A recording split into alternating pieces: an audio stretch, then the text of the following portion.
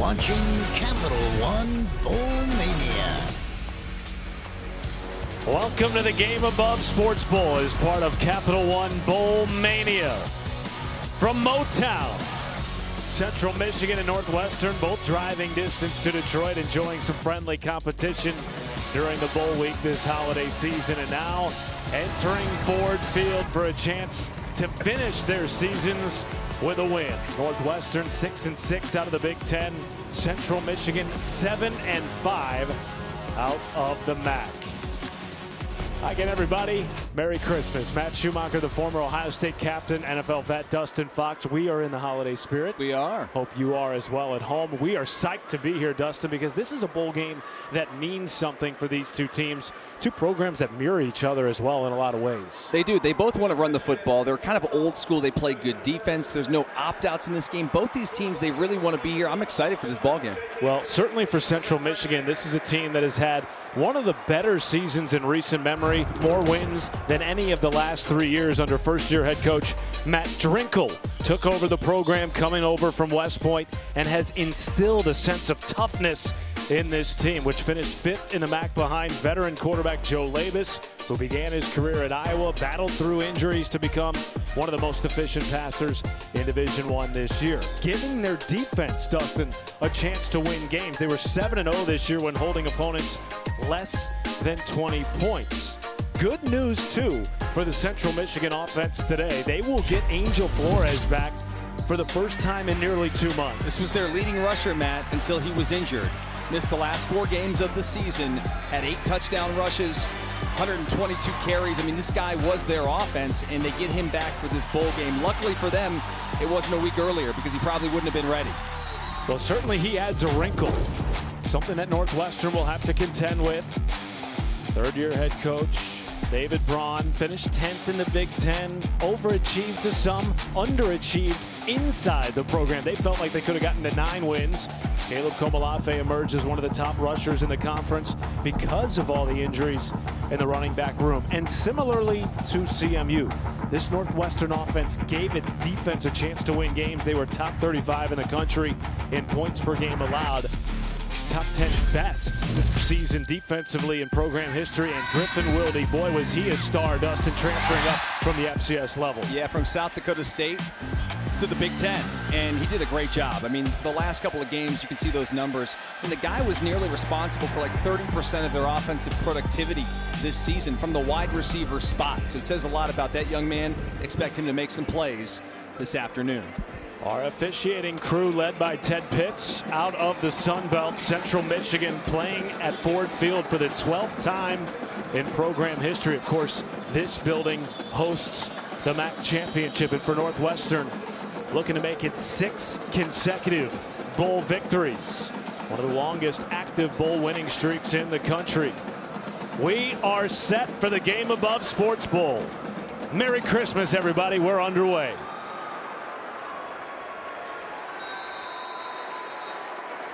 CMU won the toss and elected to defer, so we will see Preston Stone lead this Northwestern offense onto the field. Stone, of course, a 3-time collegiate captain, began his career at SMU, and Dustin looking for his first bowl victory of his career. Yeah, it's got to be exciting for this young man to have an opportunity to cap off his college football career on a stage like this, a chance to get that bowl victory. That is certainly something he would love to put that notch in his belt, but he's got to play better, got to play efficient, he's got to take care of the football.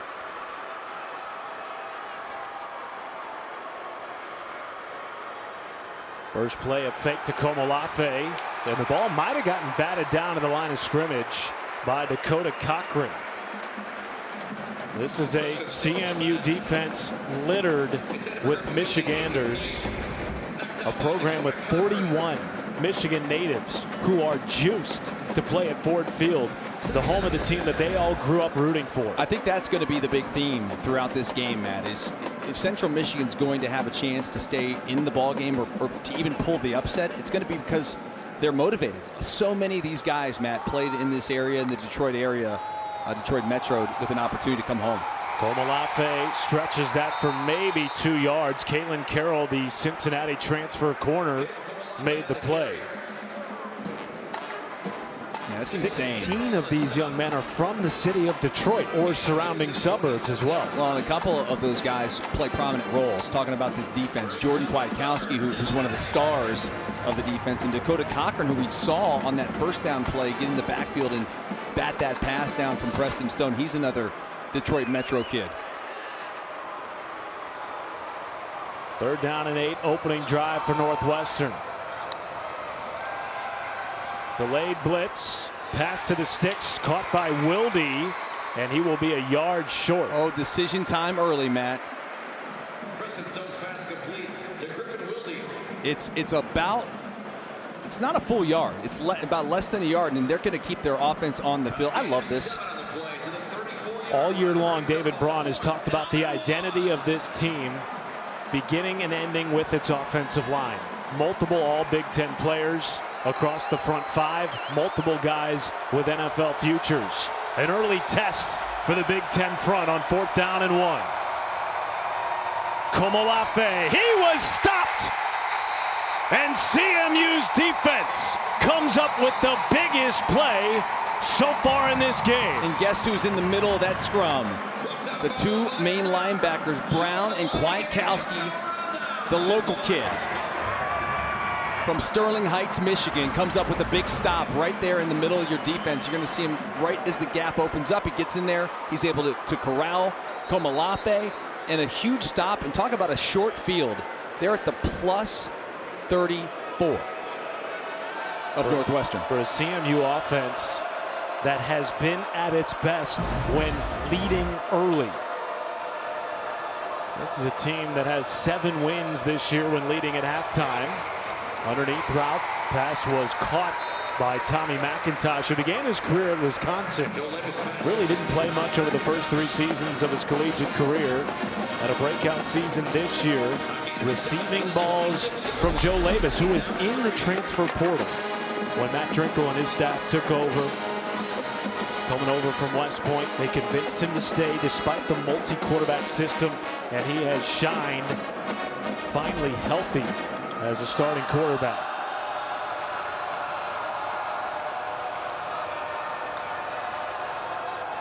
Labus on 2nd down. Boy, that was a great grab by McIntosh right at the sticks. Wow. Jorge Ade made the tackle, and they will move the chains. That was a heck of a catch on the outside by Tommy McIntosh. This football was thrown behind Tommy, and it was a fastball. I mean, Labus is delivering this quick. It's high and a little behind. Gets one paw on it. Man, that was great. Great effort. Already 2 nice throws to start this drive for a team that runs the ball nearly 70% of the time. Hey, listen, when you got a month to prepare for a game, throw out all of those trends that we've seen from the regular season. This thing could be completely different. They may have seen something in their preparation that they want to try to exploit early in the ballgame. There's Brock Townsend, and he burrows ahead for a positive gain. Similarly to Northwestern, this has been a banged-up running back room all year for Central Michigan. Today they are without Nari Biggins, their leading rusher, not available today. So it'll be a dose of Trey Cornist and Brock Townsend, the redshirt freshman from Michigan. Both very kind of similar running backs. I think that Towns is more of the pass catcher out of the backfield. Maybe got a little bit more speed than Cornist, but Cornist is the downhill guy. And you get around the red zone, you're going to see him obviously probably a little bit more around the goal line area. Labus on 2nd and 9. Underneath hits to Corian Temple, their top tight end. And we'll make it 3rd and medium. Listen, it's important for Central to come away with points here. There's no question about that. But the bugaboo for them, and really for Northwestern this season too, has been the red zone consistency and the lack thereof. Because these 2 teams have gotten to the red zone numerous times, but they settle for 3 too often than not. And so they got to try to find a way to get in the end zone here for Central Michigan. It would be huge on this drive. But now we're looking at, what, about 3rd and 5, 3rd and 6-ish. Got to convert this. They have converted 35% on 3rd downs this year. Play action. Labus hit and dropped by Aiden Hubbard, who was questionable coming into the bowl game today with a quad injury. Has an NFL future ahead of him and makes a huge play to back CMU up. Aiden Hubbard, who has not played since the Michigan game, on a little bit of a twist, kind of a delayed stunt, comes around the defensive tackle, Carmine Bastone. Those are two bad dudes right there in the middle of that defense now, making a play. And we'll see if Central Michigan, who has a really good field goal kicker, can convert. Lost 7 yards on the sack, this from 43. And it is wide left. Cade Graham, a rare miss, had hit nearly 88% of his kicks this year.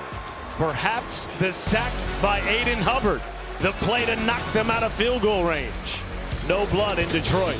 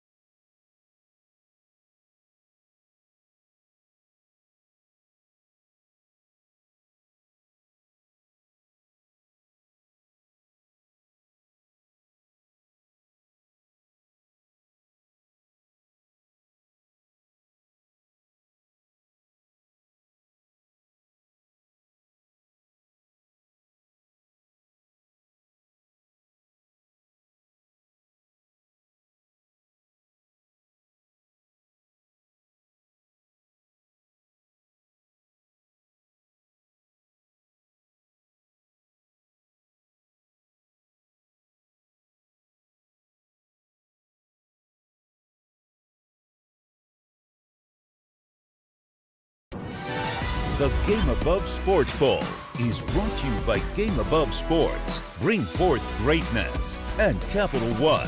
What's in your wallet?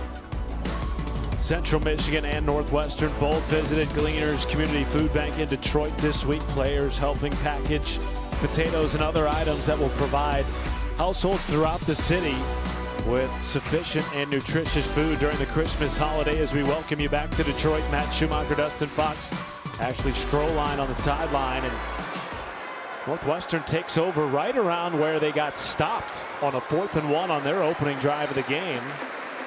Central Michigan coming up with a big defensive stop, missed the field goal on the ensuing drive, and now the second drive of the game for Preston Stone and the Wildcats. I think you're right, by the way. That sack by Aiden Hubbard, that took them back just far enough to make that kick a little tougher. 47, I mean, it's still doable indoors, but a little bit different if it's 40. Second down and 4 for Stone. These offenses relied heavily on the run game, particularly at the midway point of the season and beyond. Going through his progressions. Nice play defensively by one of their top cover corners, Brendan Diaz-Fernandez, another Michigander with an opportunity to play at Ford Field. It's going to bring up a 3rd and 4. Now, obviously, there are options here. They don't have to throw the football on 3rd and 4. Komalafe, they can clearly pick it up on the ground, and they just showed us on the last drive they are going to be very aggressive in this game. So even if they pick up, 3 yards here, they probably would go for it again, I'm guessing. Stopped on 4th and 1 in this territory on their opening drive. Stone will pass over the middle, and it's dropped beyond the sticks. Good for coverage. What would have been a 1st down grab, and now 4th down and 4.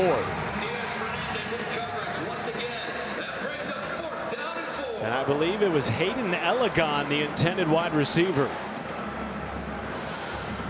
Well, they double Wilde on the outside because they were obviously trying to get the football. He's their top target. And they decide to go to the secondary check down. And is well covered. Luke Akers, son of Eagles Hall of Famer David Akers, on to punt it away for Northwestern. And Caleb Spann will catch it inside his own 25 after a 46-yard punt. The Chimps have a chance to strike first yet again in Detroit when we come back.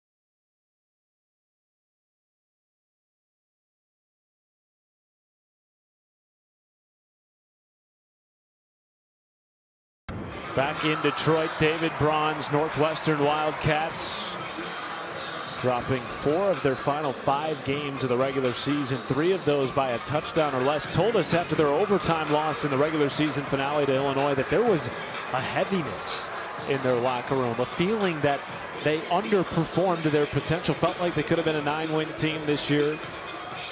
I think they could have been a 9-win team. I mean, you look at some of their close losses. I mean, the one that stands out is obviously the loss to the Wolverines, by 2 points a game that they had the lead until Michigan takes the lead.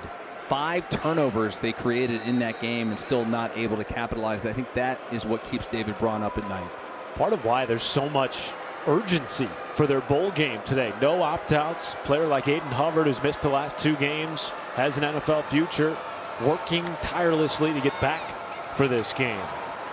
Here's Tyson Davis spinning out of trouble. Turn that into a positive gain on the jet sweep. The handoff to Tyson Davis.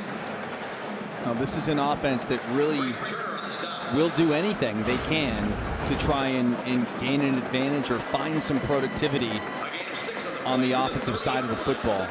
You know, they haven't had, you know, they don't have the pocket passer that's going to sit back there and throw 40 times a game. And we know Matt Drinkle comes from the Army pedigree, and they'll do whatever it takes to try to find a way to win football games, and that's why he's done a heck of a job this year getting to 7 wins. So multiple in the run game. First carry for Trey Cornish will make it 3rd down and 1.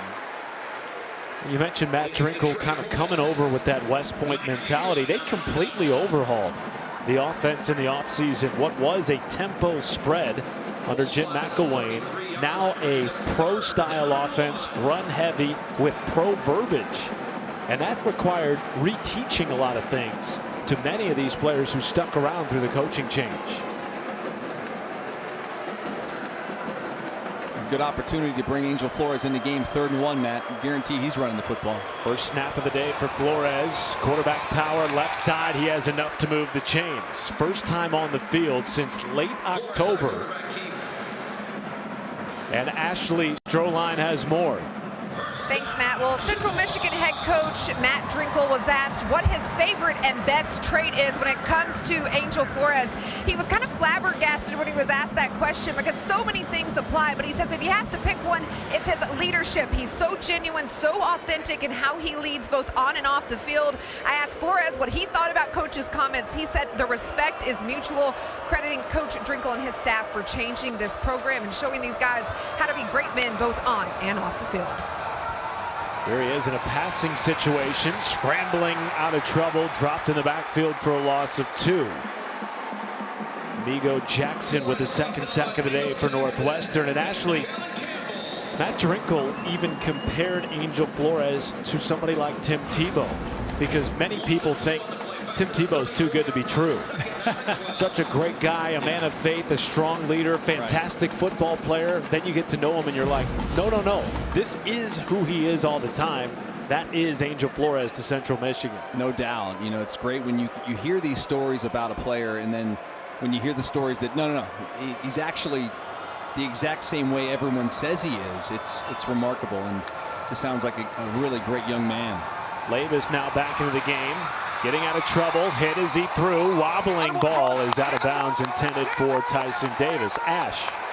Well, you guys were talking about Coach Drinkle comparing him to Tim Tebow because he might be too good to be true. I can tell you I had a chance to speak to Flores last night ahead of this matchup. We talked for about 15 minutes. The most polite, well-mannered player. Everything that Drinkle said he is, I can attest that's exactly who he was in that conversation. Just excited for the opportunity to be back out here on the field after that injury back in October. Said he's just looking forward to helping the team finish out this season.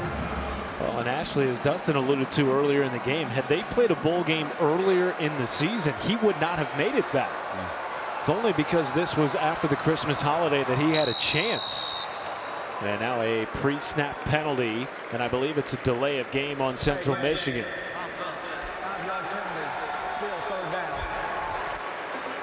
Now this backs Central Michigan way up.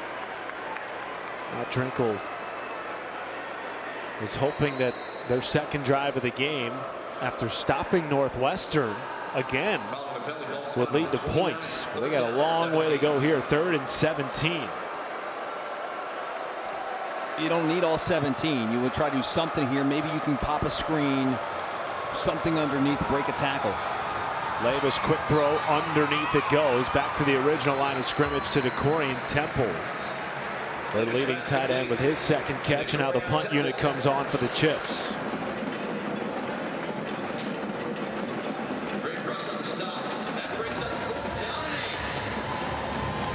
Yeah, the one thing that's kind of interesting, Matt, is, you know, Central Michigan, they're not a sexy offense, right? I mean, it's not going to be flashy. They're not going to score a ton of points.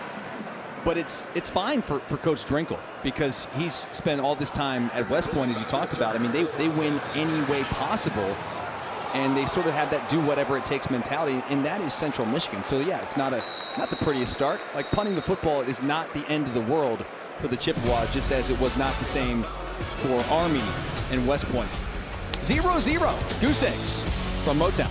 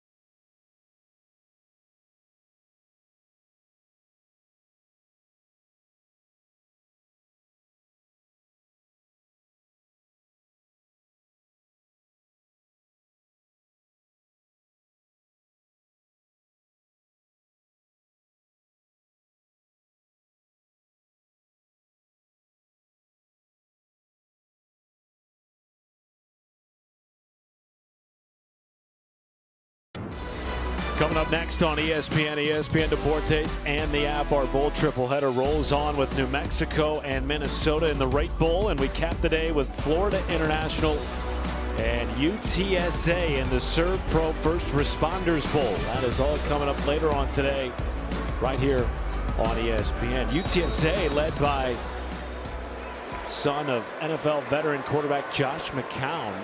The only team not named Ole Miss this year to beat Tulane, who of course made the playoff out of the American Conference. Here's Preston Stone, and he is dropped in the backfield. First sack of the day for the Chips. Keyshawn Hayden with the sack. Boy, there was a lot of pressure, Matt. They are pinning their ears back right now, the Chippewas are. And watch 49. You got 98, you got 49. That, of course, is Hayden, who ends up with the sack. But there's nowhere for Preston Stone to go with the football. The pressures there are so fast that he has to eat the football. And with that loss, Northwestern's total yards on the day have dropped to 3. Now in their third drive, and this backed up inside their own 15. On 2nd and 21, long throw hits Griffin Wilde. And he gained about 11 there, so that should make it roughly 3rd and 10. Now that play was designed to go to Griffin Wilde no matter what. I mean, he was staring him down the entire way, hoping that this was going to set up for him to be able to pick up maybe 10 or 15 yards. He does just enough to get back to the initial line to gain and puts him in a position here that's sort of manageable, 3rd and 9. However, they went for it on their opening drive of the game at about their own 34-yard line on 4th and 1, got stopped. If they get back into a similar position, will David Braun roll the dice again? Pressure comes from the Chips.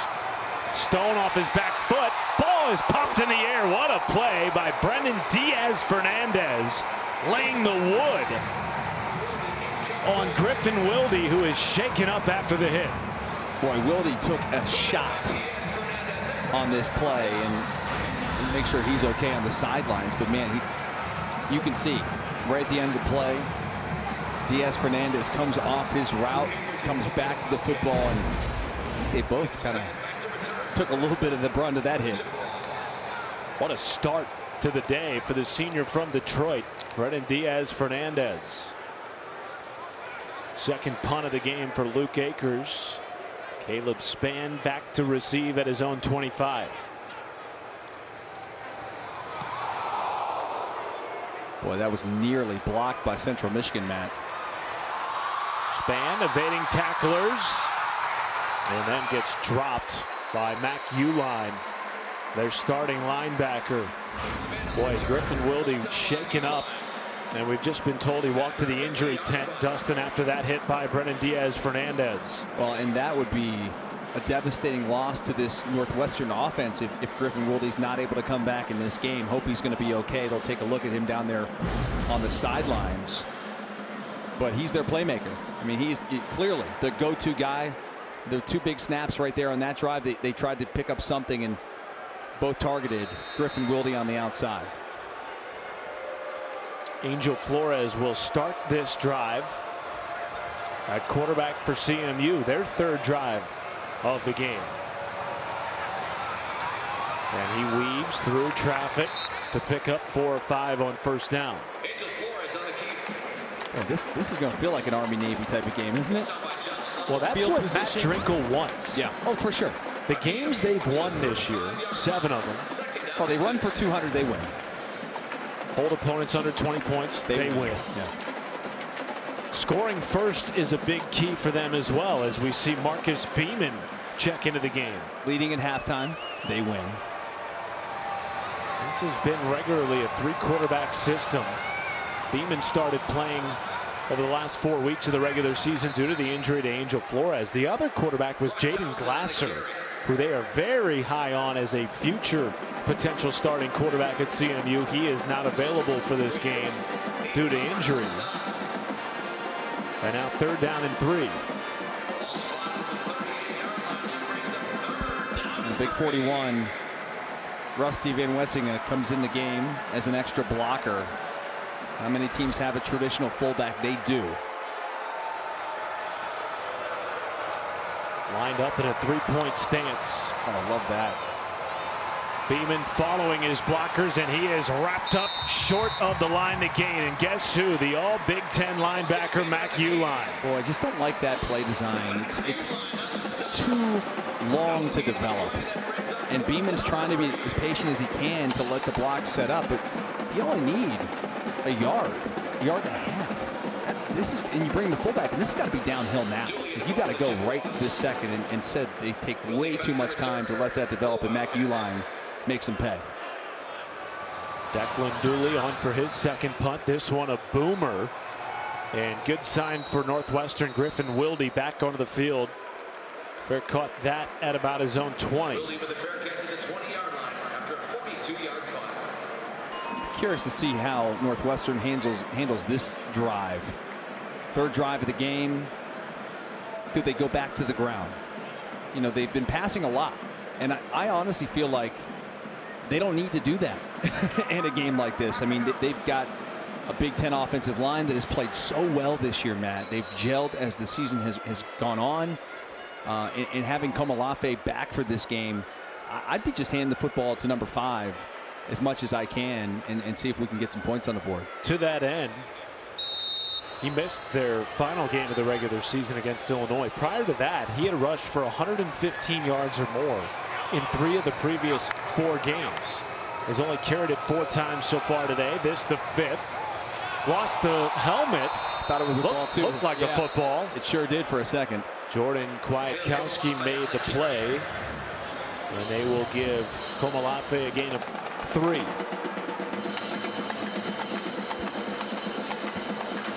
Of course, Northwestern without Joseph Hyman. One of their top rushers out with an injury, carted off the field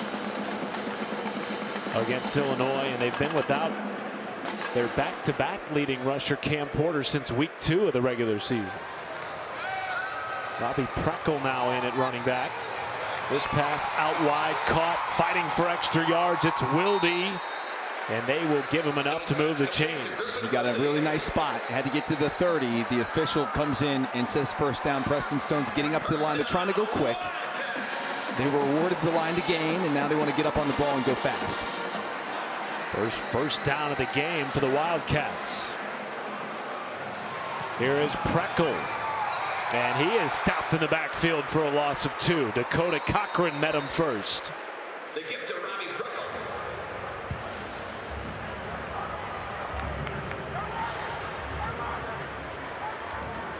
Dakota Cochran and Elijah Reichert on the stop.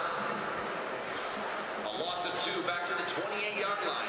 Second down and 12. Be interesting to see here if Northwestern wants to run another play. Don't have to. Take this to the quarter break and think about it, and that's what they're going to do. CMU had a chance to draw first blood, missed a 43-yard field goal. Neither team has gotten much going offensively, just 1 first down for Northwestern. As we take you to the second quarter, tied at 0 in Detroit. 2 teams hungry to finish their 2025 campaigns with a win, both with stout defenses to start in Motown.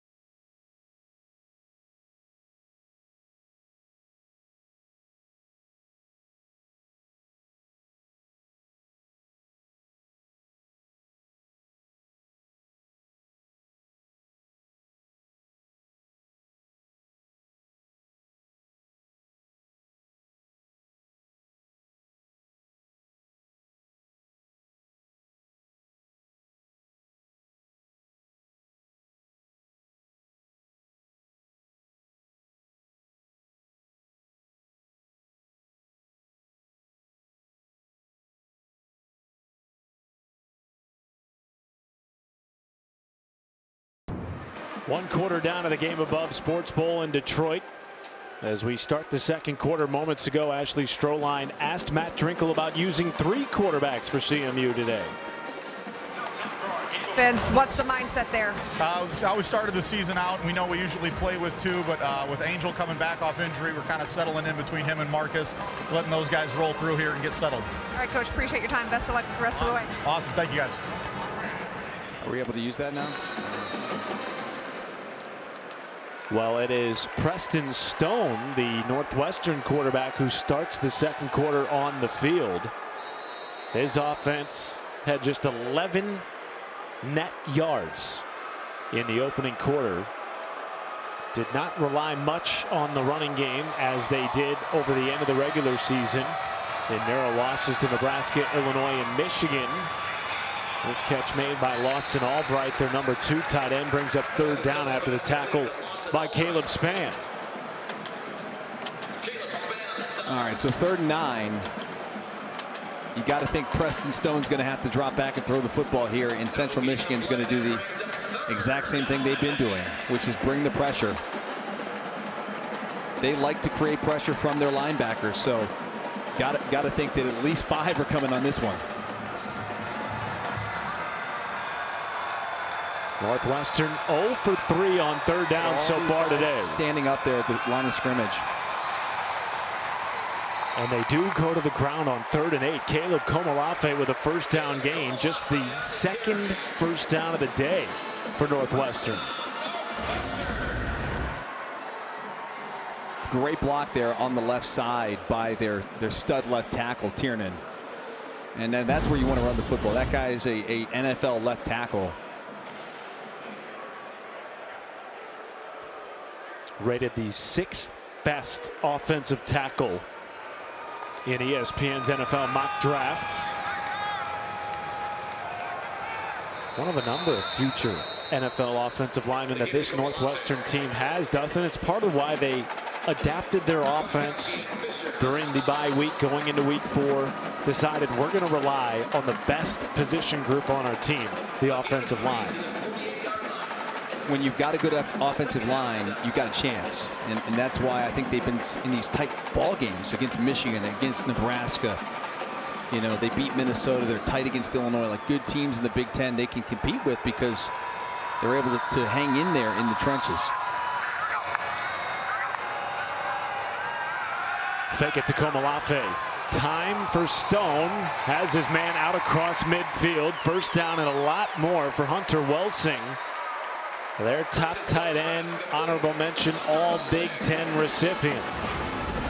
All the attention goes on the outside to Griffin Wilde and then the other targets. So Welsing's basically single covered and doesn't draw a lot of attention. So as everyone's thinking that Wilde's probably going to get the football to play like that, they come right back to their tight end, Hunter Welsing. More yards on this drive than they had in all of the first quarter combined. Best looking drive of the game so far for the Cats. Preckle cut down at the line of scrimmage by Levi Brown.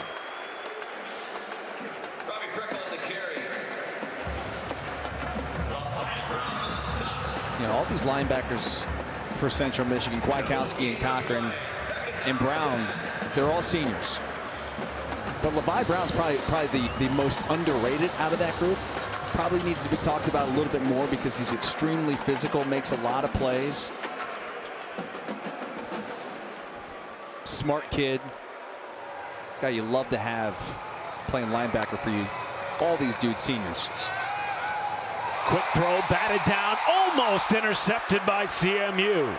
Kwiatkowski had it. Wow. That ball hung up in the air forever. It's a defense that has an interception in 8 different games this year, though they come into the bowl game without one over their last 2. As good a chance as any so far today to pick up an interception. Excuse me, it was Blackwell, 17, not 12. Kwiatkowski was in on the pressure, but 17, Blackwell was the one that dropped the interception. So a break for the Wildcats. 3rd and 10. Delayed blitz. does not get home. Stone completes the pass short of the first down to Elegon. And now does Braun decide to roll the dice? They've already gone for it once on fourth down unsuccessfully. Now Luke Akers is in the game.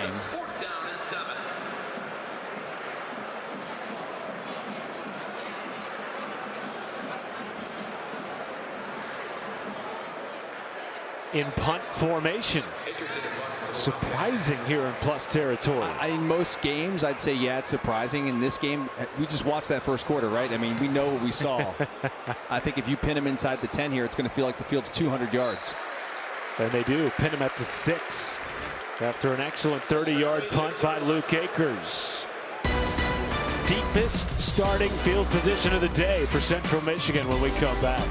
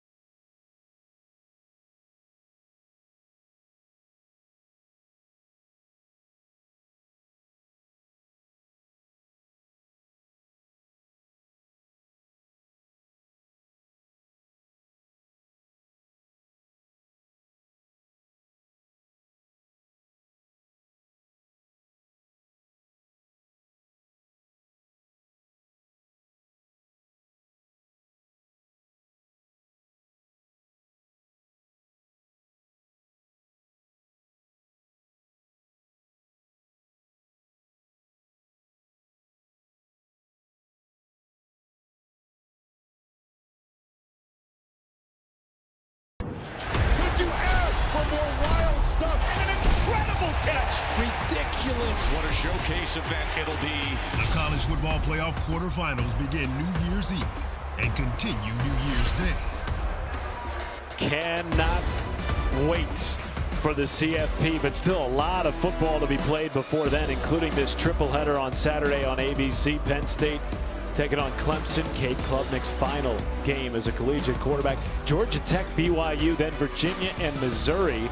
A lot of teams on Saturday, Dustin, that felt like they had a chance to make the CFP playing in a bowl game before New Year's. No doubt. You and I saw BYU late in the season, their final game of the year. They had a chance to, make the CFP. They fall short in the Big 12 title game, but they have got a heck of a matchup here in the Pop-Tarts Bowl against Tech. Great punt by Luke Akers. Backs CMU up inside its own 6. Worst starting field position of the day. Here's Joe Labus. Got about 1.5 yards to 2 after the tackle by Migo Jackson. I thought it was interesting, Matt Drinkle with his interview, with Ashley mentions not having Flores back. They're using 3 quarterbacks now to sort of get themselves into that rhythm. And you also have to wonder, like, how healthy is Angel Flores?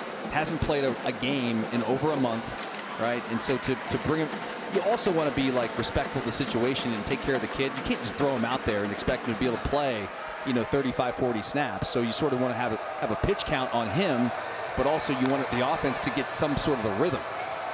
Trey Cornist up the middle. Good run. Will make it 3rd and medium.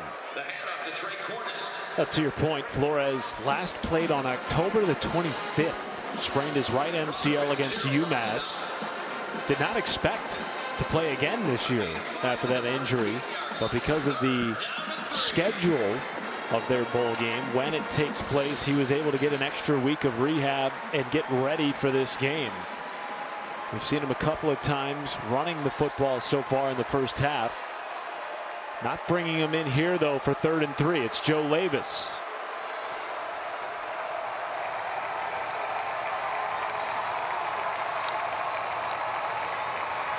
Labus under duress, hits his target, Tyson Davis, and a 1st down grab for the Chips. Gains 12. There was a lot of pressure, Matt, on the outside by 13 Josh Fussell. But this is going to be a look at the ISO of the receiver. And you can see Tyson Davis is wide open, but behind. Watch this pressure coming from the corner blitz. Labus is just able to escape. Game of inches. But that was a huge pickup, huge conversion. They were pinned back, Matt. Now they have the ball at the 25. Right out of the shadow of their own end zone. Back to Cornist. And the Tulane transfer gains 1. Remember, this CMU team without Nari Biggins today, their leading rusher, not available for today's bowl game. So we've seen a heavy dose of both Cornist and Townsend. And now Angel Flores, who was the team's leading rusher at the time of his injury, comes back into the game for CMU. Now he's only thrown 22 passes this year. So there is a trend there. I'm curious to see if they're going to put the ball in the air at all with Angel Flores in the quarterback. Here's your answer. Play action under duress. Almost intercepted, was it? They said it was. Yes, it's a turnover for Northwestern. Braden Turner with the first takeaway of the game. I'll have to see a look at this, but man, if he comes away with this interception with it not hitting the ground, wow. I mean, Angel Flores is just trying to throw the ball away. Trying to kill it. Tough to tell on that angle. Tyson Davis made a nice play at wide receiver to try and break up the potential INT. Boy, he sure looked like he catches it there. With one arm, nonetheless. Gets that forearm under the ball, and as it, the ball moves, it's not the ground that it hits, it's his forearm. That's just tremendous concentration. Second interception of the season for Braden Turner, and there will not be an official review here. Got enough looks at it up top. Decided not to buzz down. But now Northwestern with great starting field position. Stone. Caught by Wilde. Elijah Gordon made the tackle from the free safety position. This is probably the best look to go back at that interception, Matt, and take a peek at it.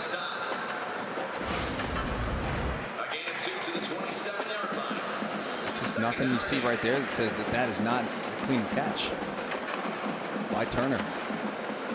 One of 7 returning starters on this Northwestern defense. Again, no opt-outs today for the Wildcats, with 34 grad students. A veteran group trying to go out the right way with a W to end their 2025 campaign. Up the middle.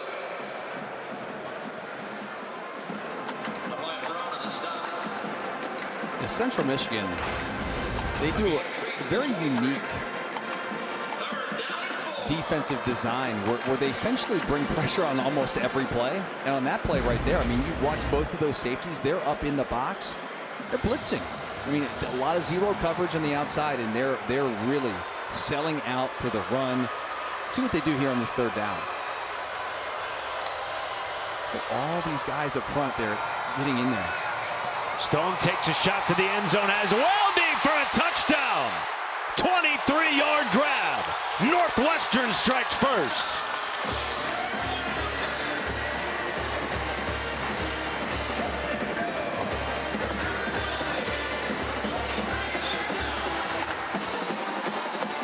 Weldy has been his favorite target all year, and today 5 catches in the first half. None bigger than this.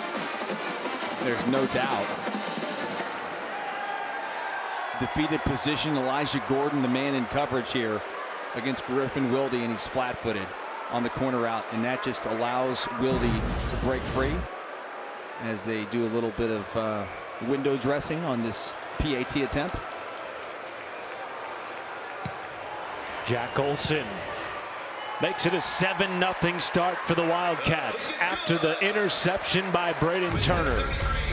Well, the Wildcats needed to get something going on offense. Well, it was the defense that put them in position for points, and they get points off the turnover. Wilde is in the house, 7-zip from Motown.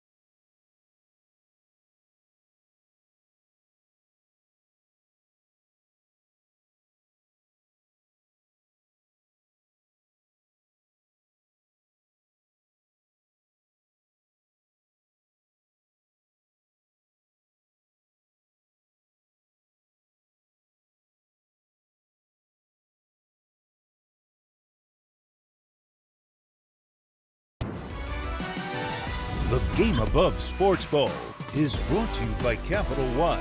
What's in your wallet? A week long of festivities here in the Detroit metro area. Both teams made a stop at the Henry Ford Museum in Dearborn, Michigan this week. And back here at Ford Field in Detroit, Matt Schumacher, Dustin Fox, Astrid Stroline with you. Northwestern with a huge defensive play. Interception by Braden Turner. And with the short field, Preston Stone showing off that accuracy. Dustin hits Griffin Wilde for a touchdown. Yeah, you got to love to see that. I mean, he's been inaccurate at times, turning the ball over. But when he's on, he's on. And that was a really nice throw to Griffin Wilde, and they needed to have it. They needed to get points. A touchdown there off of that turnover. Meanwhile, for Central Michigan, remember their defense got a 4th down and 1 stop early in plus territory. CMU had a chance to strike first in this game with a field goal. A sack by Aiden Hubbard sort of put them on the edge of Cade Graham's field goal range. He missed it, and since then their offense really hasn't done much in this first half. No, they really have not. And this is an offense that needs to grind out drives. You know, they want to be methodical. They had a drive against Kent State. 18 plays, almost 11 minutes. School record length of drive. I mean, that's the type of offense they want to be, and they have to be. 1st and 10. Here's Labus. Double clutch. Ball came out. It's a live football. Northwestern on top of it. Carmine Bastone, as of now, with another takeaway for the Cats. Aiden Hubbard in the backfield for the Cats defense for the 2nd time today. Knocked it loose. Just carelessness by Labus. He's trying to pump fake the football, and as he's doing that, he tries to pump again, and he just loses the ball, and he obviously, it's going to get stripped. But you got to be aware that the pressure is bearing down on you. The clock in your head as a quarterback has got to be ticking and saying, I got to tuck this thing and go, or get rid of the ball. And if this stands, this is almost the exact starting field position of the last drive for Northwestern, thanks to a turnover. And it will stand. 2nd turnover on as many drives for the Northwestern defense. And now Preston Stone operating with a short field. Underneath, Wilde again. His 6th catch of the day, including a touchdown on the last Wildcat drive. And Dustin, it just feels like with the way this game has been played, another touchdown here for Northwestern feels like a monumental deficit to overcome if you're the Chips. Central Michigan is not built to play from behind. Not built to play from behind in the Mid-American Conference, let alone a Big Ten squad coming in a bowl game. I mean, this is a challenge now for Central Michigan. Komolafe with a stretch, has a seam, and a 1st down run inside the 5. Caleb Komolafe on the carry. Out of bounds at the 5-yard line. 1st down, Wildcats. See the burst of Komolafe on the outside and the little window dressing by bringing Griffin Wilde around with that motion and the potential reverse slows down the eyes of Central Michigan's defenders just enough that it allows Komolafe to get outside. Central Michigan's defense among the best in the country in the red zone this year. Taking on a Big Ten offensive line featuring multiple NFL future players. Stone, end zone. And incomplete. He was looking for Wilde again. Stone's pass intended for Wilde, incomplete. Caleb Spann in coverage. You can see the eyes on 17 the entire snap. This is going to his guy, and that probably should have been caught. And a little bit of an uncharacteristic drop by Griffin Wilde on the outside for the potential touchdown. There is an injured CMU defender on the field. It is Michael Heldman, their top edge rusher. We'll be right back after this.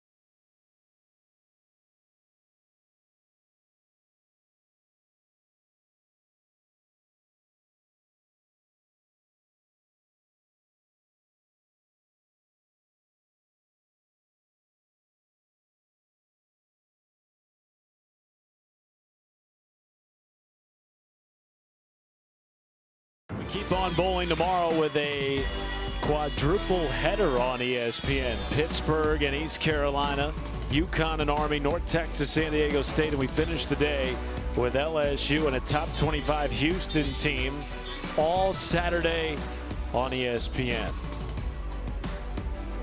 That North Texas team with the nation's leading passer, Drew Mestemaker, perhaps playing in his final game for North Texas after Eric Morris took the Oklahoma State job. Meanwhile, back here in Detroit, after Michael Heldman was helped to the injury tent for CMU, a 2nd and goal opportunity for Northwestern.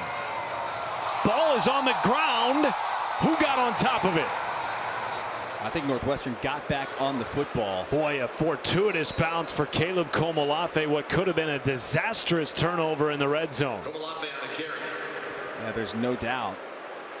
Jonathan Decker was the defensive end coming in, and he kind of hesitates because he wants to make sure that he sees the football getting handed off up the middle.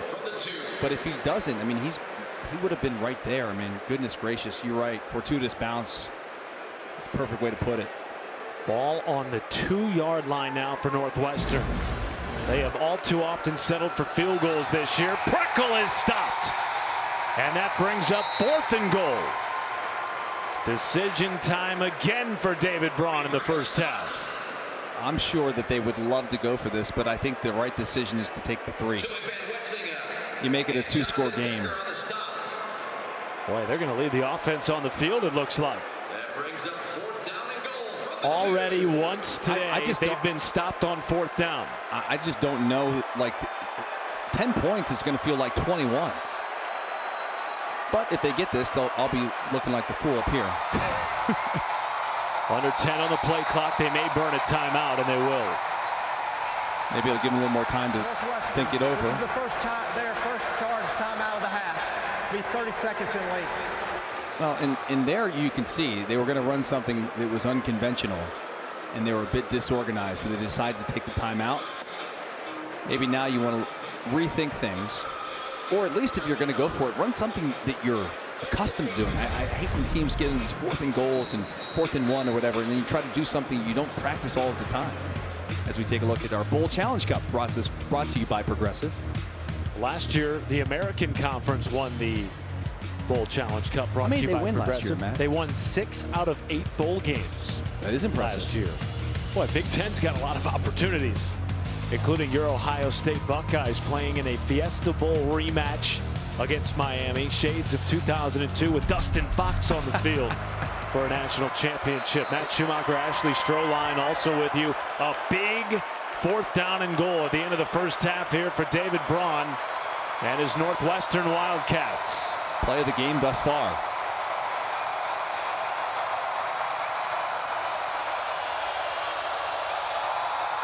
On the ground, Komolafe marches in for a touchdown.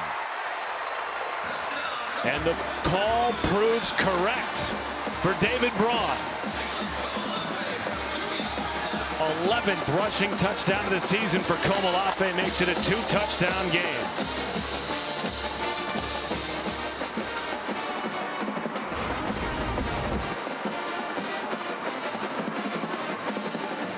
And that was actually a fairly easy run for Komolafe as they push everybody down, and Central Michigan's defensive line essentially looked like they were on skates right there.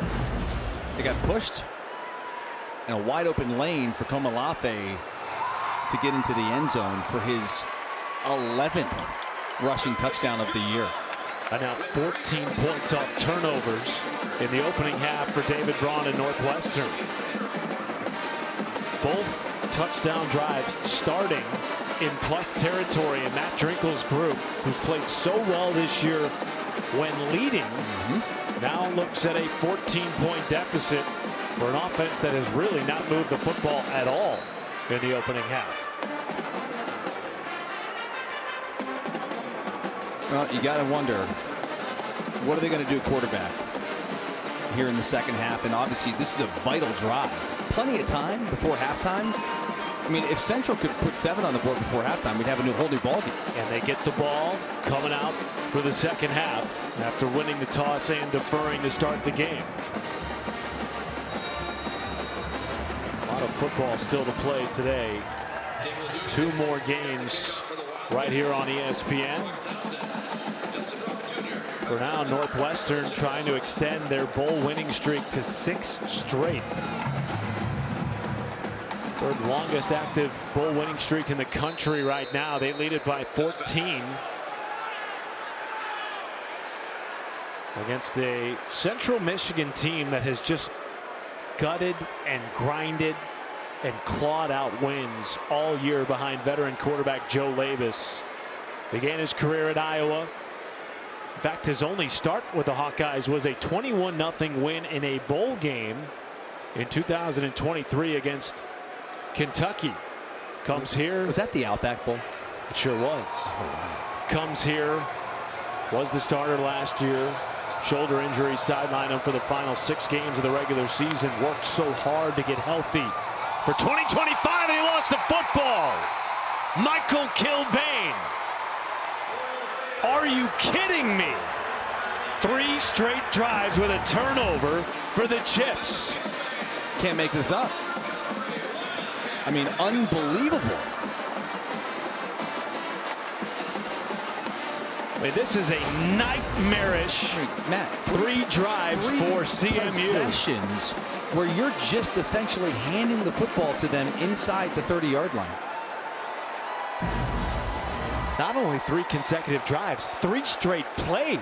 And now if you're CMU's defense, you got to come back onto the field again after your offense has done nothing but give it away over the last 3 possessions.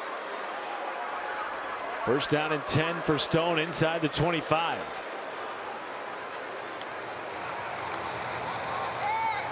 Play fake. Stone with time. End zone shot. Touchdown on a wide open catch.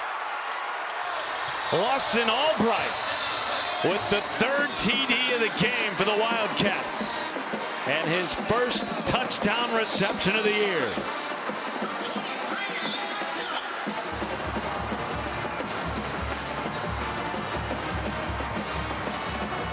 Matt, this thing went from bad to worse to devastating in a matter of minutes.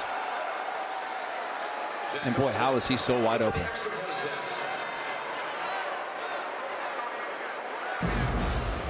This defense for CMU has spent what feels like an eternity on the field for most of this quarter because of all the Chips turnovers. And interestingly, coming into the day, it was CMU's defense that had caused all the turnovers this year. 12 straight games with a turnover.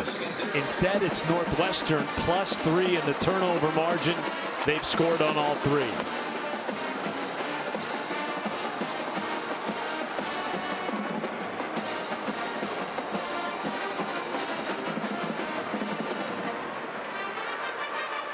And you brought this question up ahead of the last drive for CMU. What do you do at quarterback? Last 2 drives, Joe Labus has put the ball on the ground without much resistance from the Northwestern defense. To me, it was just a little bit of being careless with the football. And football's gold. When you're playing the quarterback position, you're in a bowl game, you've got a fierce defensive line you're up against. You've got to be aware of who you're playing against and how important that football is, man. And Flores throws the pick on the first turnover, but then you come back-to-back drives with Labus. That one was a mesh point. The other one was just patting the football too long, not having that clock go off in your head. Okay, here we go again. I feel like it's deja vu. Justin Ruffin Jr. takes it out to the 25. Watson Albright with a touchdown to make it a 21-0 game for Northwestern. And Joe Labus will come back onto the field for Central Michigan.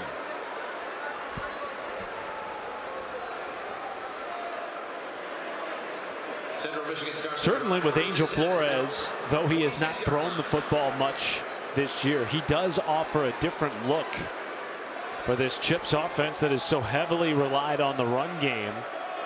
Nearly 70% of their offensive plays this year have been runs. On cue, Brock Townsend moving the pile, gains 6. The gift of Brock Townsend.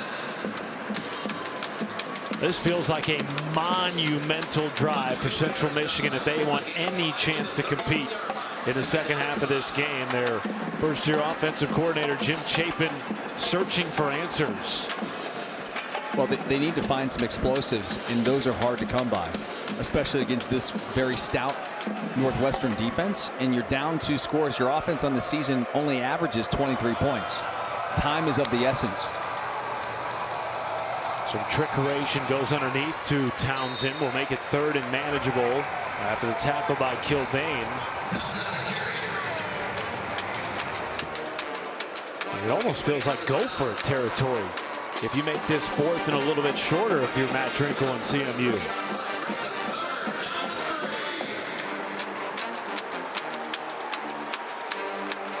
They do need to run one more play before the 2-minute timeout. No, I was just going to say I'm kind of with you on can they pick up half this or pick up a couple of yards, make it 4th and 1.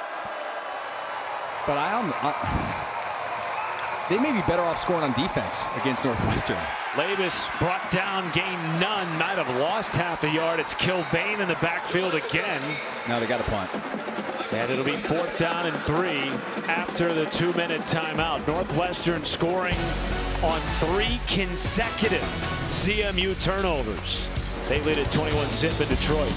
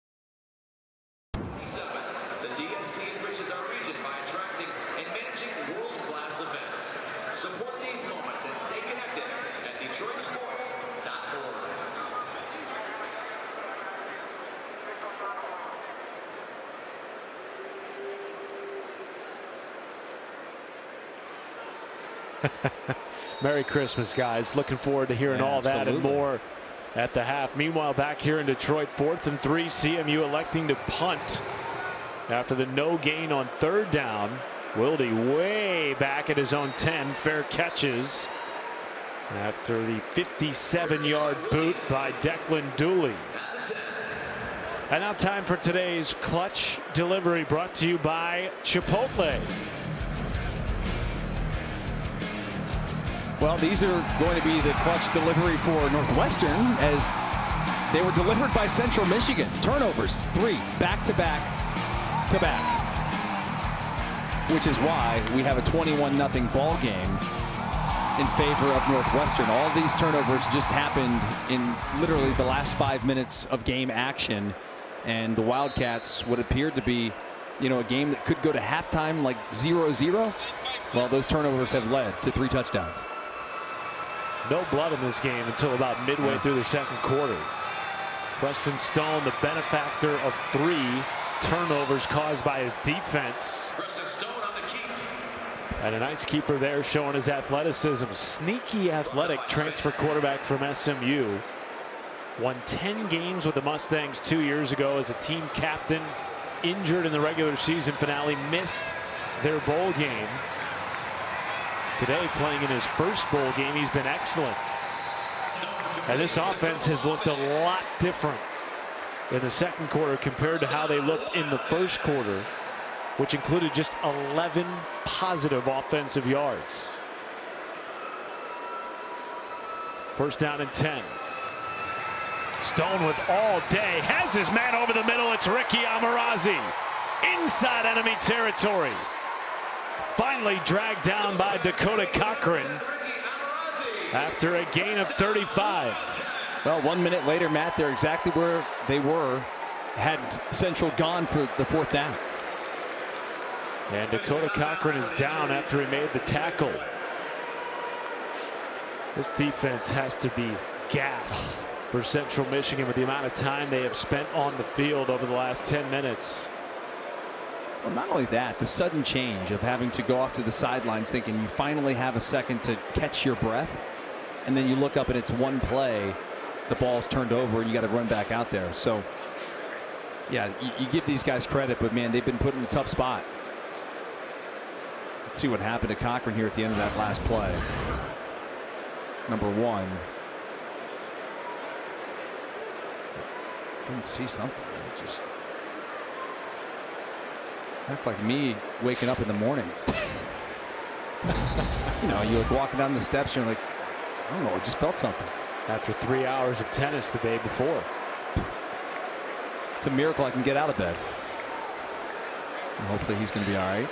Keep an eye on Cochran. Remember, they lost Michael Heldman earlier in this game. Now he's back onto the field.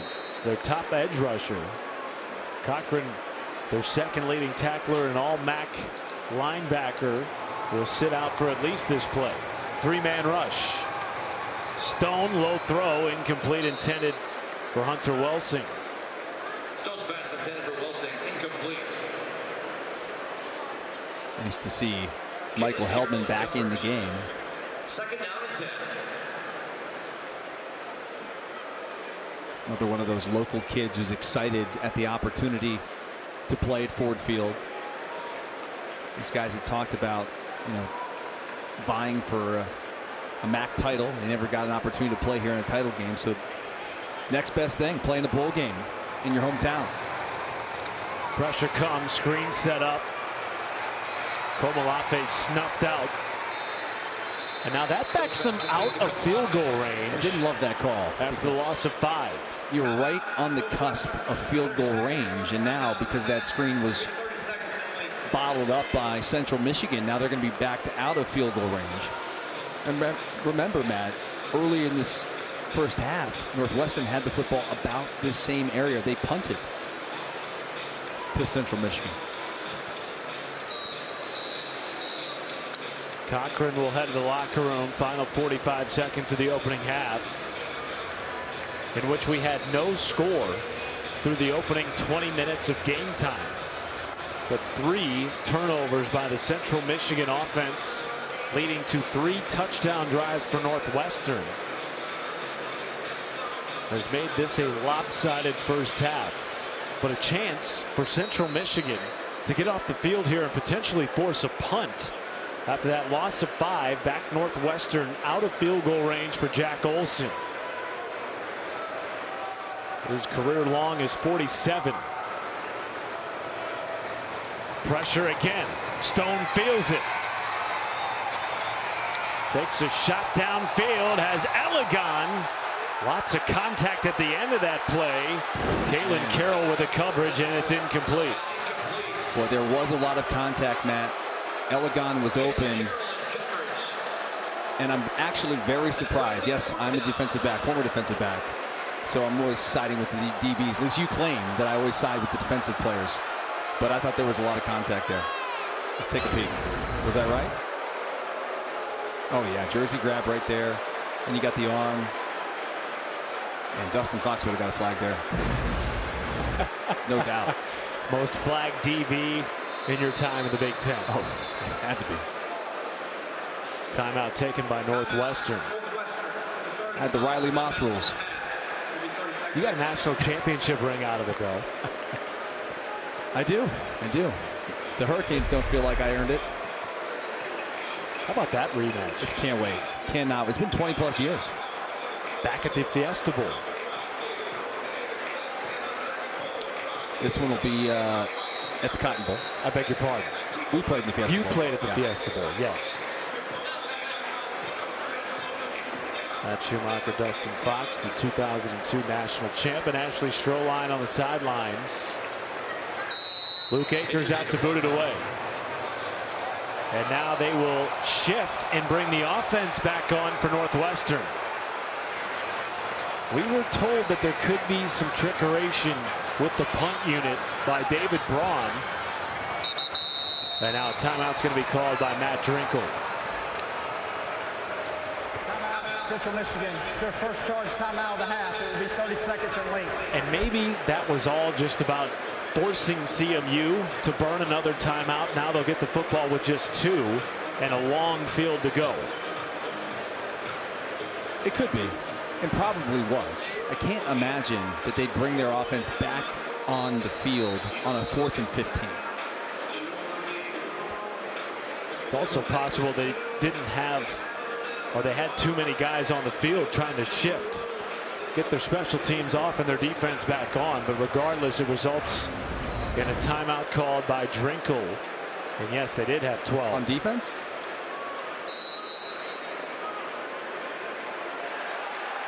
Who'd I miss? And here they come again. Same exact formation. Punt unit switching to the offense. Preston Stone in at quarterback for Northwestern. 4th down and 15.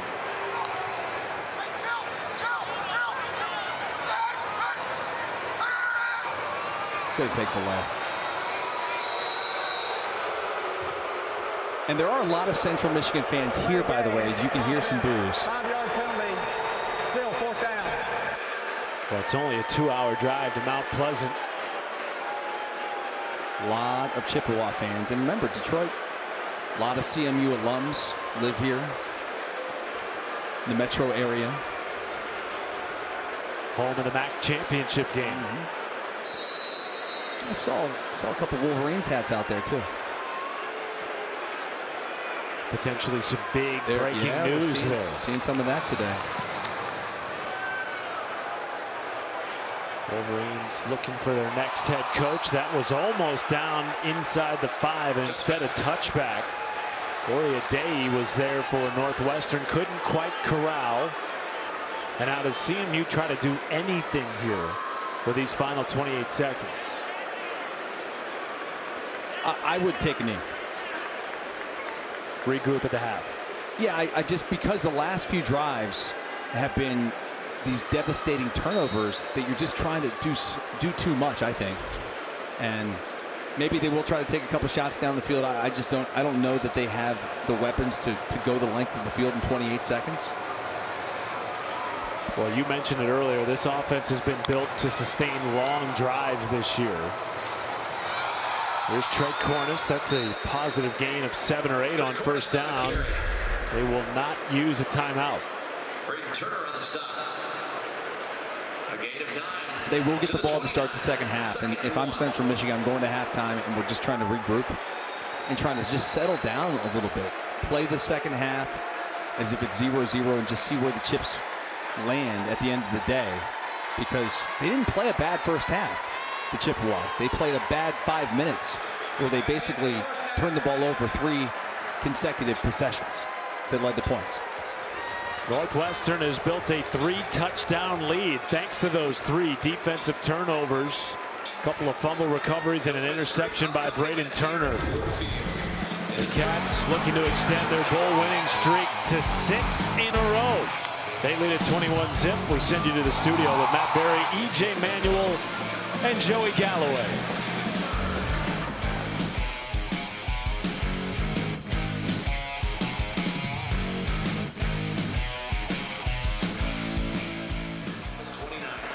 For complete event and ticket information, visit fortfield.com.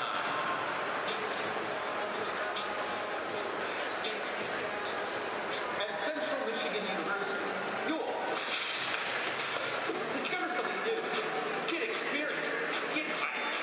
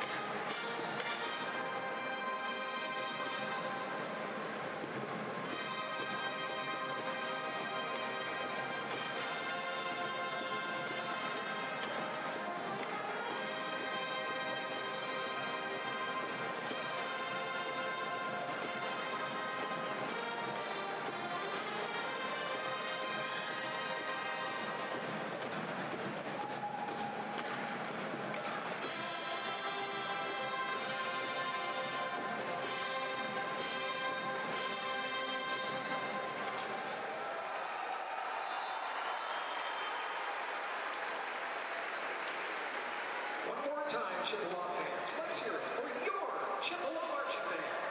Fire up, Chips!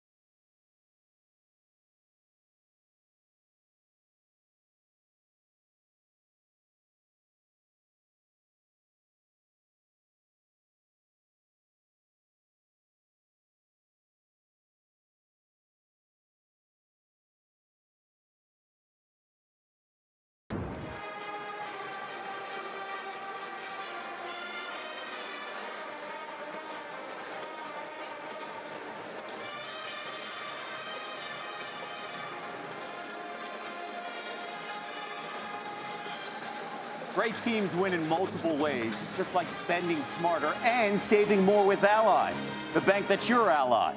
Back to you.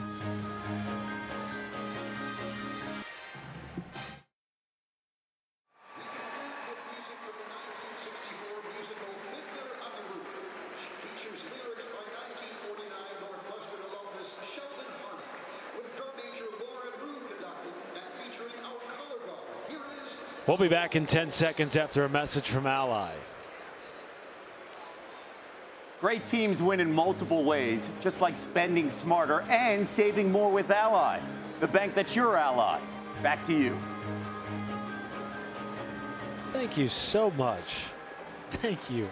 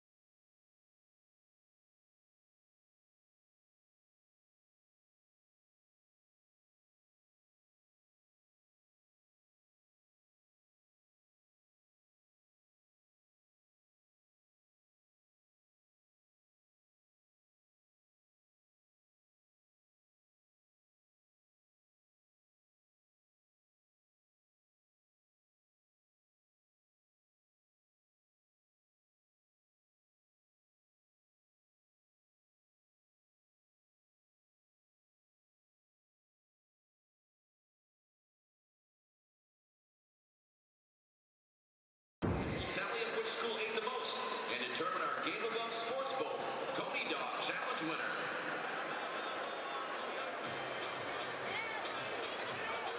Make sure to pick up your official Game Above Sports Bowl merchandise featuring the Northwestern Wildcats and Central Michigan Chippewas.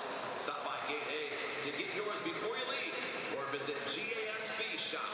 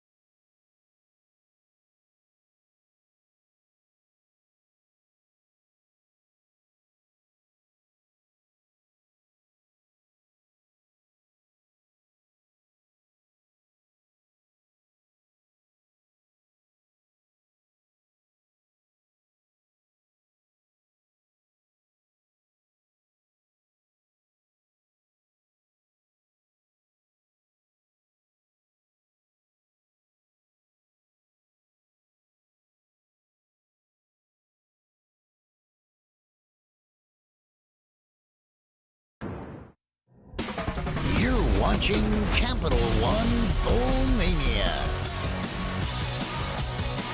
Welcome back to the Game Above Sports Bowl as part of Capital One Bowl Mania.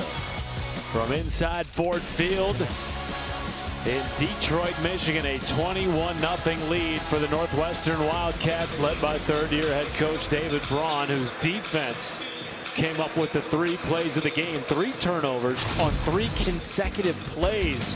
Dustin Fox completely flipped this game. If you watched the entire first half and stepped away from the TV for, I don't know, 20 minutes, you missed all the action because it literally happened 3 consecutive drives. I mean, the ball was just not taken care of by Joe Labus in the Central Michigan offense. Back-to-back possessions. Kovalafe caps off that drive with the score. And then just the mesh point, like the RPO game, you've got to take care of the rock and be aware. Northwestern makes him pay, comes right back. A wide open tight end in the end zone, Albright, to make it 21-zip. And that's where we stand as we take a peek at our Coca-Cola game track. Brought to you by Coca-Cola. The Northwestern offense had 11 yards in the first quarter. 11 yards. They exploded in the second quarter, thanks in large part, of course, to great starting field position because of the 3 turnovers. And now Matt Drinkle, whose team is 0-3 this year when trailing at the half, faces a 3-touchdown deficit. They will receive the football to start the second frame in Detroit. And the big question is, who will we see at quarterback? Ashley. Well, Northwestern head coach David Braun told me he was very happy with how his team played complementary football in the first half, turning those takeaways into touchdowns in the second half. The adjustments he wants to make, he wants offensively to see his team lean into the run game. Defensively, he wants his guys to get off the field on third down without relying on those takeaways to do so. As for Central Michigan, Matt Drinkle told me everything feels so much worse than it is right now because of those 3 consecutive turnovers that led to scores for Northwestern. He wants his team to simply play 1 snap at a time and go do their job. Well, it is Joe Labus, and he delivers a strike to Henry Dryden. Labus has been through so much throughout the course of his career. Of course, the injury last year knocking him out for the second half of the season, had a shoulder surgery, really wasn't healthy until the end of spring ball, was in the transfer portal, expected to play his final year of college football somewhere else, but was convinced by this new coaching staff, Matt Drinkle included, to stick around, have a chance to leave a legacy in the next era of Central Michigan football. 2 completions to start the second half and a first down. Well, that's huge. The first down, more importantly than the completions, because they only had 3 first downs in the entire first half alone, Matt. And they entered the game with only 205 first downs. That's 123rd in the country. So we're talking about they're down 3 scores. They need to get some first downs to keep the chains moving and to keep the offense on the field. First and 10 carry. Cornist might have gotten back to the original line of scrimmage. And look, this team, as we talked about all first half, is built to play from ahead. They run the ball almost 70% of the time.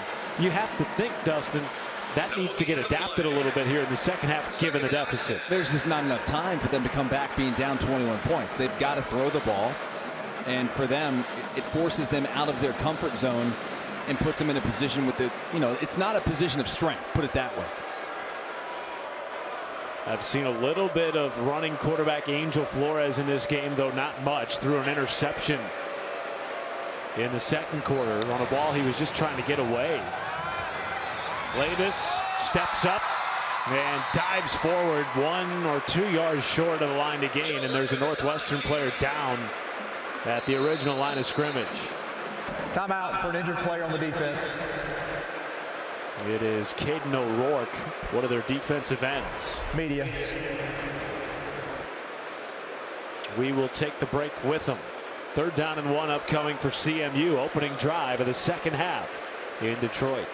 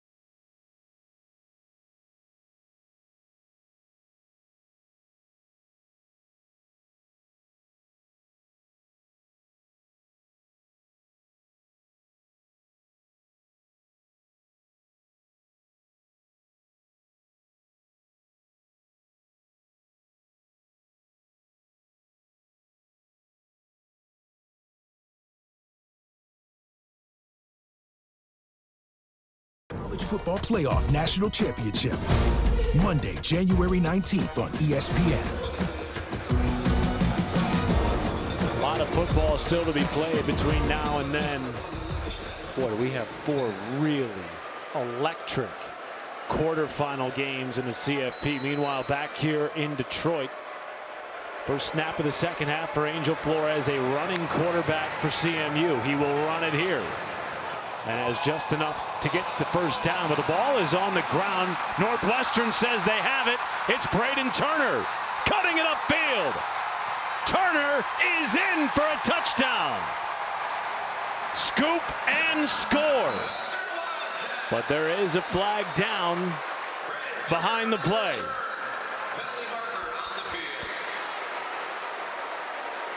Angel Flores is also down behind the play. But there's a lot going on there. Initially, I thought it looked like Flores was down. Ball comes out, Flores shaken up. Of course, he's been dealing with that MCL sprain. As of now, it's a 47-yard scoop and score for Braden Turner. After the fumble and during the return, personal foul, face mask, the fumbling team. That penalty will be enforced 15 yards on the kickoff. The touchdown is good. 4th turnover of the game for CMU, whose offense had a +8 turnover margin coming into the day. Best since 1990. Yeah, I mean, they've done a good job this year of taking care of the ball. You can see that face mask comes right after Turner possesses the football. Does a tremendous job kind of weaving his way to the end zone, using his teammates as blockers down the field, turning defense into offense. And you hope Flores is going to be okay, but this is just a devastating turn of events, because they played decent, and the turnovers have just killed them, and they won't be able to recover, I don't think.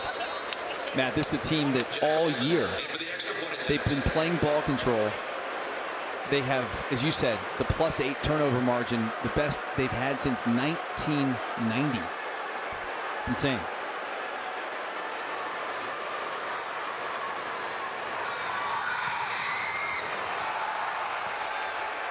PAT no good from Jack Olson.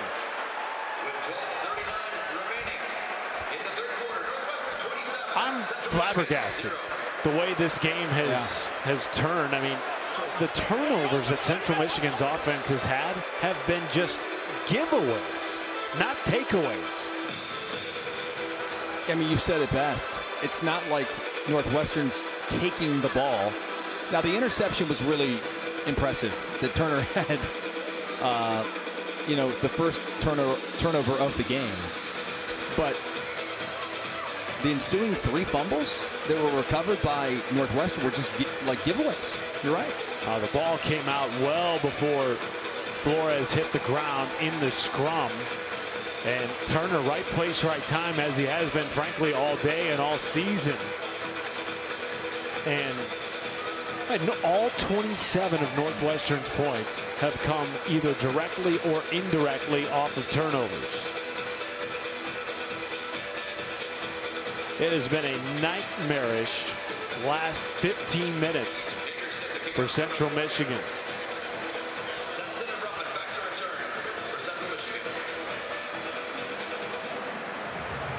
Squib kick down at the 20. We'll be back in 10 seconds after a message from Ally. Great teams win in multiple ways, just like spending smarter and saving more with Ally, the bank that's your ally. Back to you. Thank you, Kevin. 27-0 lead for Northwestern. This game was 0-0 early in the second quarter. And it has done nothing but go downhill ever since for Central Michigan. And credit to Northwestern's defense, which all year has been a strength of the Wildcats team.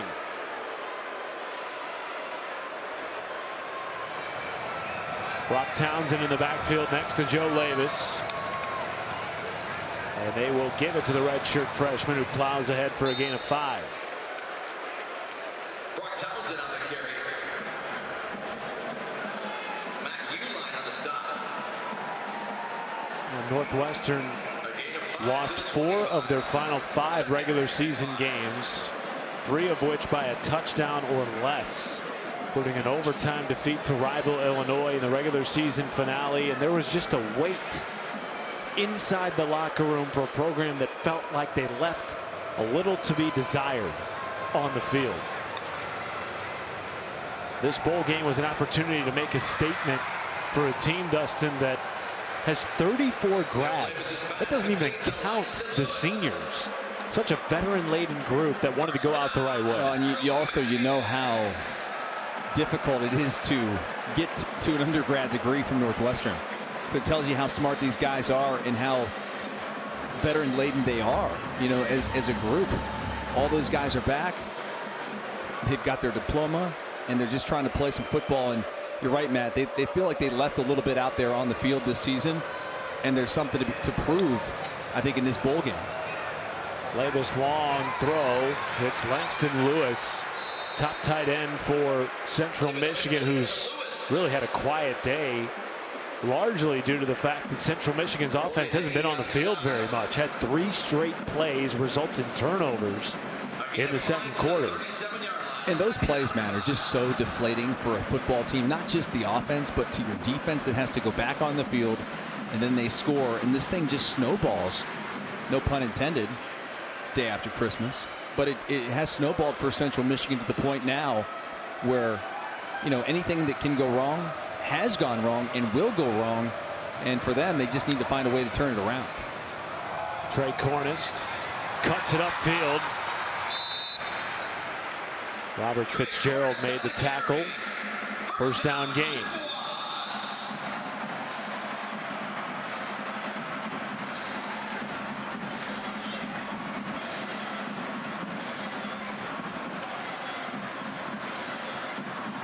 Well, 5 minutes into here in the second half, they've already got 2 first downs.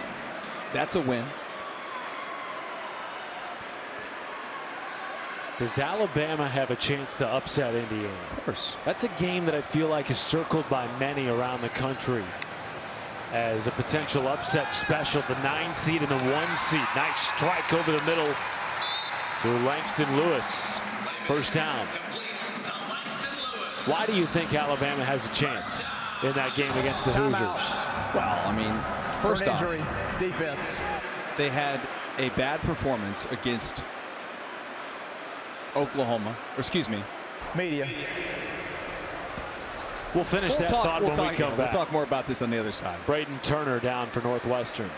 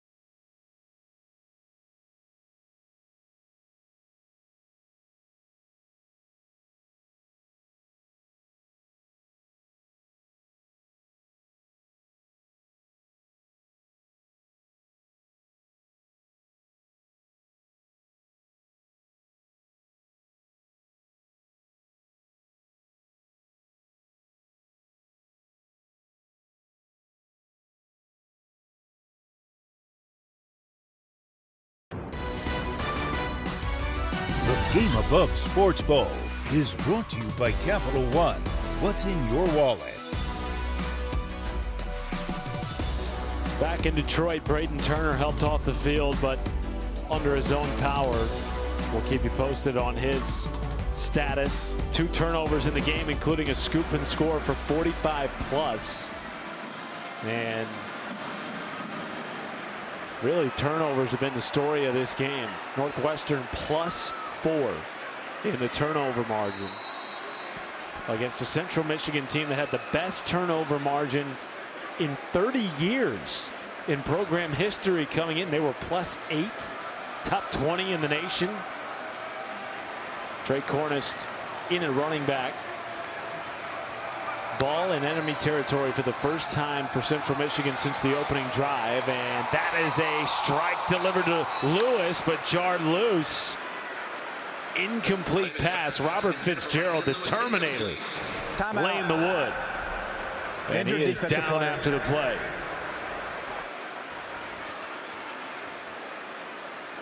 I feel like we've had an injury almost every play. We'll take the break with him.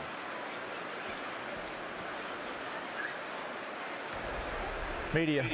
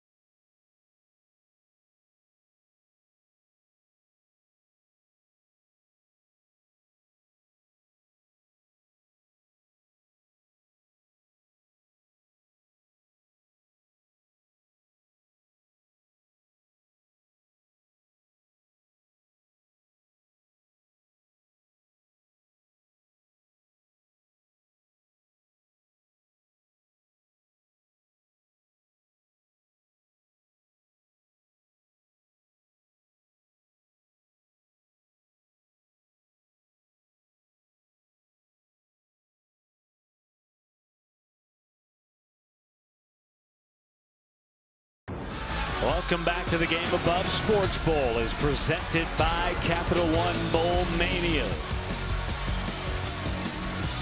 27-0 lead for Northwestern. Braden Turner, Robert Fitzgerald going down in the last couple of plays. They're 2 starting safeties.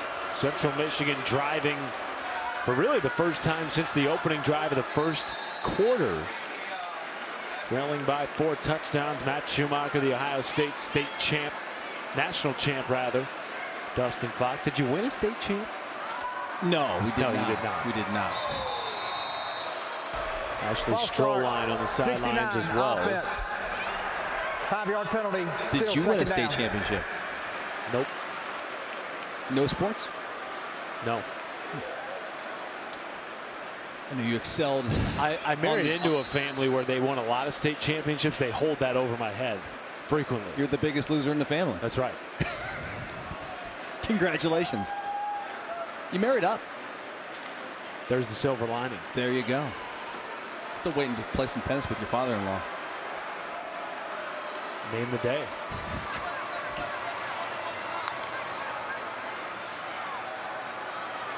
Pump fake, dump it down. Here is Tyson Davis. Spins out of play. Joe Labus pass complete to Tyson Davis.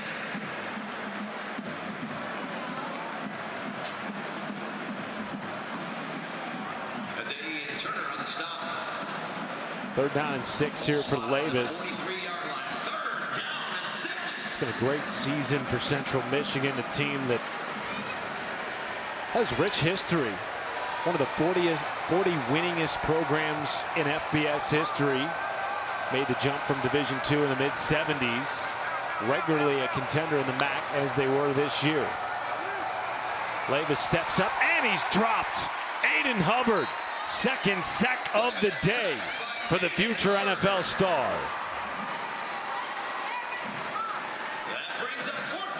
Today has not been CMU's day. Thanks in large part to this Northwestern defense, Dustin, which just has gotten more aggressive as the game has unfolded. Yeah, I mean, there's so many black jerseys in the face of Joe Labus every single snap. Like right there, he for a second feels like he gets away. Problem is Aiden Hubbard's right there. You know, you get away from one pass rusher, they've got another one. They've got a very talented defensive front. And to have Aiden Hubbard back for this game was huge for this Northwestern defense. He's been out since that Michigan loss. And we'll see the Northwestern offense come back out here for another drive as they're going to be a little bit backed up. This will be Northwestern offense's first possession of the 2nd half. Scored a touchdown on a scoop and score, 40+ yards defensively. Joe Labus, Angel Flores shaken up on the last drive for Central Michigan that resulted in the scoop and score for Northwestern. And now deep inside their own territory, Preston Stone, who began the game 1 for 4, has looked excellent since. That's a nice play on the inside by Levi Brown.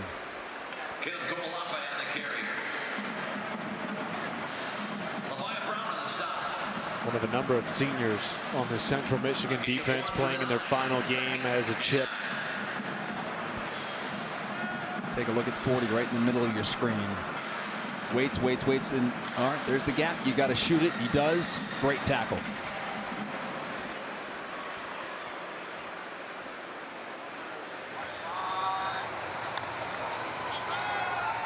Delayed pressure. Stone behind on the throw, and incomplete, intended for Wilde. Preston Stone's pass intended for Griffin Wilde, incomplete. Wilde had himself a nice first half, Matt. Sure did. Caught a touchdown pass. 54 yards receiving. Was targeted a bunch in that first half. 9 targets so far in the game.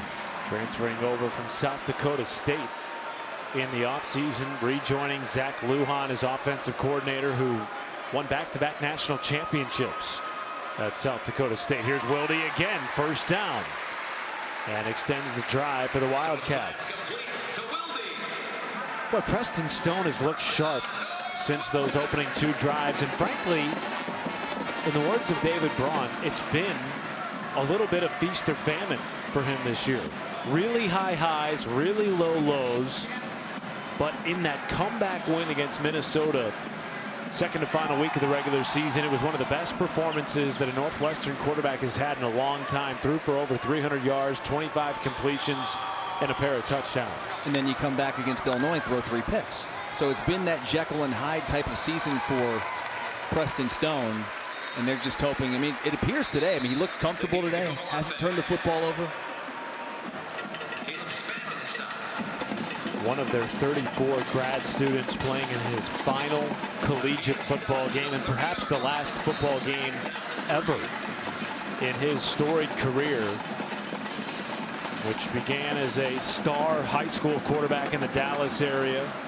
Had offers from Ohio State, Michigan, Bama, Texas, and the like. Opted to stay home at SMU. Led them to a 10-2 season in 2023 in the American Conference. Was a captain that year. The following year, named captain again as they made the jump to the ACC. Was benched for Kevin Jennings, who then led the Mustangs to the college football playoff. And Preston Stone told us that was a really humbling experience for him, Dustin. He had to learn what it meant to become a servant leader, but it certainly helped him transition to winning over the locker room here at Northwestern, where he was again named the captain. Got to be hard, though, for a young man who, grew up in the Dallas area. You go to the school that wears Dallas on the jersey, and you have success early on. You have to go through a little bit of a benching. You transfer, and then you want to have some success here late in your career, as that one's going to be caught on the outside. Elegant, excuse me. Fantastic back shoulder catch. Absolutely. Phenomenal catch. How made that go for? 28. Beautiful. Beautiful throw and catch. Preston Stone has looked good to me today. And listen, Matt, you and I saw Preston Stone week 1 against Tulane. Tulane, a playoff team, by the way. Didn't know that week 1. But still, looking back at that game, they lose that game 23-3. He's multiple interceptions. Just really looked uncomfortable. I kind of wrote it off as like new system, new quarterback, give him some time. And he went through his growing pains. And here he is now at the end of the year. You probably wish you had more time with the kid if you're David Braun. No doubt. Particularly when you think about their season as a whole and the 3 losses by a touchdown or less. Certainly, even with the win, which will push them to 7-6 to close out 2025, there will be a tinge of what could have been for this Northwestern team. You've been part of those teams at Ohio State, where had you not lost to Michigan, sorry to bring that up, maybe you played for a national championship. How did that inform the way you went into the offseason to prepare for the next year? Well, it certainly motivates you. There's no doubt about that. As now we're going to have a 3rd and 1 here, Matt. And this drive started well inside their 15-yard line.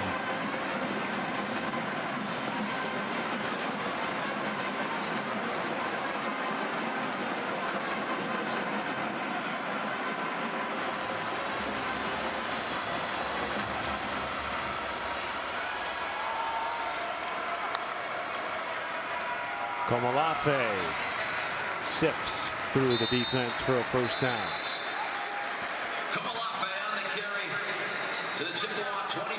Certainly he's been a big part of this Northwestern. His helmet has come off like 3 times. So often. Goodness gracious. But he began the year as the 3rd running back. You get this young man a new helmet. Behind Cam Porter, behind Joseph Hyman. Cam Porter goes down week 2.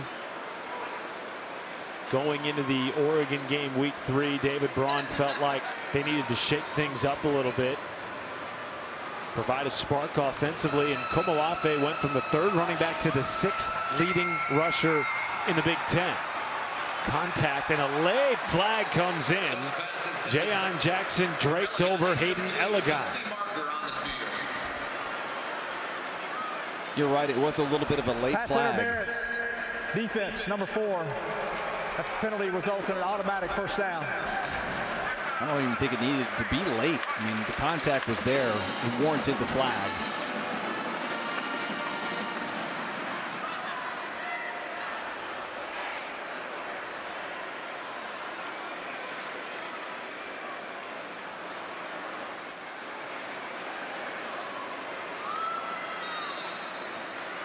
But now all of a sudden this drive, which began inside Northwestern's own 10,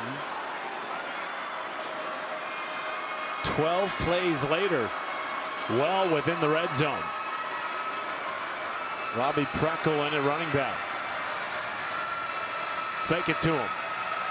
Stone backpedaling, end zone. Weldy, did he make the catch? Yes, it's a touchdown. But there are flags down. Holding, defense. That penalty's declined. Touchdown. Second touchdown reception of the day for Griffin Wilde. He has 8 this year. All Cats. You can't stop him, folks. You can only hope to contain Griffin Wilde, as they've been trying to double team him all day. And you know they're going to throw the football to 17. Doesn't matter. Matt, I think Griffin Wilde will play on Sundays. I'm not saying he's going to be a top draft pick, but I think he's going to make a team. And I think he'll play for surprise people how long he plays in the NFL.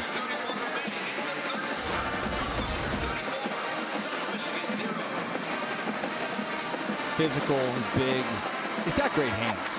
You put the ball anywhere inside that catch radius, for the most part, he's going to come up with the catch. Great effort. And Preston Stone's just looking the whole way. He's waiting. He's like, let me get him open, clear the official. And boy, Jackson had his hands full there.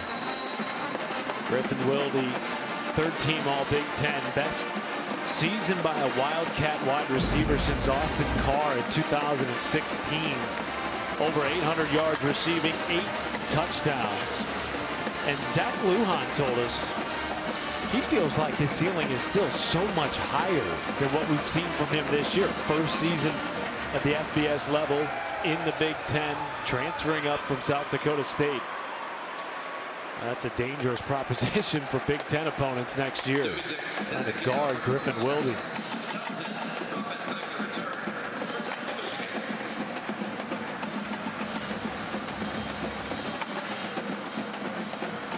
Meanwhile, Preston Stone over 200 yards passing, 3 touchdowns. Justin Ruffin out of his own end zone. Tackled out across the 20. Well, you can kick off your Week 17 NFL Sunday at 10 a.m. Eastern with the Countdown Crew on ESPN and the app. We'll have all the early breaking stories, injury updates, previews of each game right up to kickoff.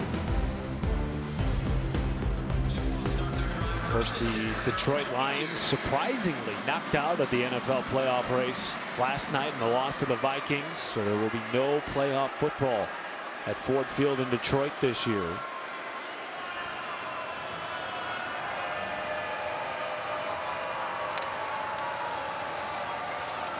Ensuing drive for Central Michigan. Bounced outside by Trey Cornist. First down carry. So many young men on this Central Michigan roster, 41 in fact from the state, grew up Detroit Lions fans, dreaming of playing in this building. For many of them, they'd never played here before until today.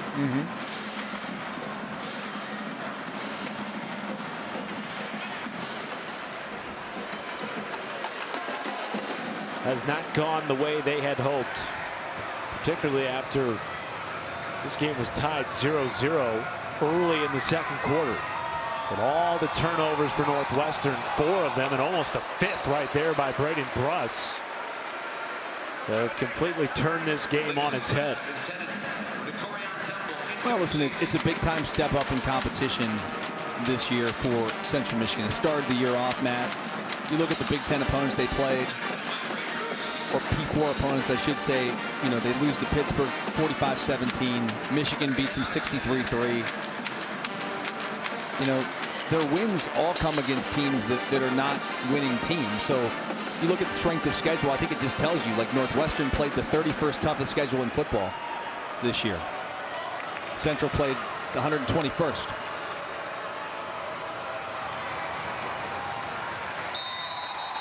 Boy, and that ball came out, but they did blow it dead. And for Central Michigan, thank gosh, progress had been they stopped did. Prior to the ball coming out. 3rd down. Would have been the 5th turnover of the day for Northwestern, instead 4th down. And I beg your pardon, it's 3rd down and 8. And Joe Labus remains on the field for the Central Michigan offense.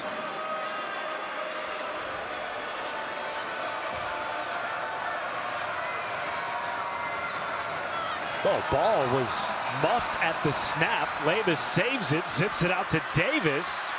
Somehow turned that from disaster to positive. You would think they'd go for it here with 4th and short. Well, there's no chance they were going to even consider going for it prior to that pass out wide, as now Beeman's going to come into the game.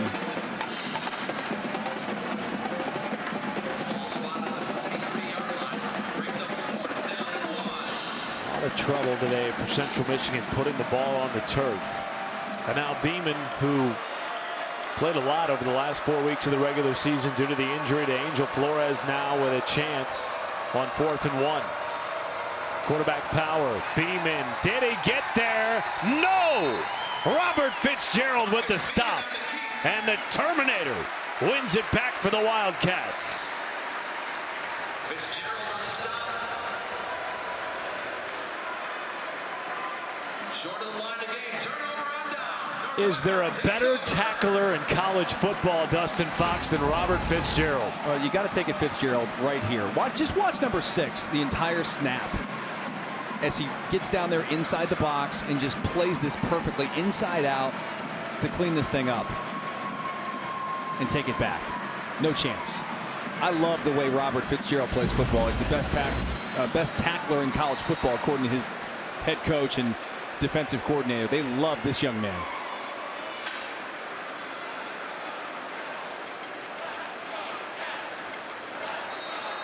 Top 20 in the nation in tackles this year and an all Big Ten recipient. Robert Fitzgerald and this Northwestern defense have been nearly impenetrable today. Stone to Wilde, and another completed catch will take us to the 4th quarter here in Detroit. All Northwestern. That's the end of the 3rd quarter. Since the 2nd. They lead at 34-zip from Motown.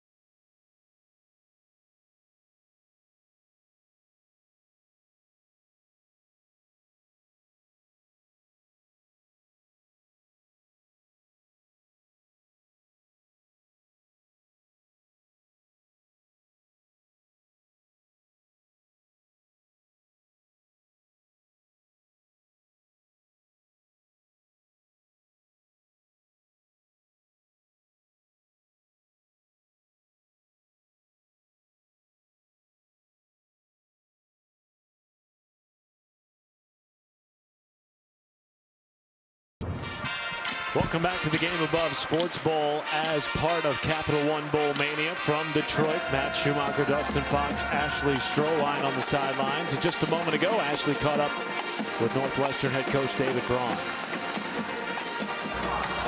Well, Coach Braun, your offense and defense is simply feeding off of each other. What's allowed for this type of complementary football today? You know what? It all comes back to our preparation. I've been so impressed with this group throughout all of bowl prep.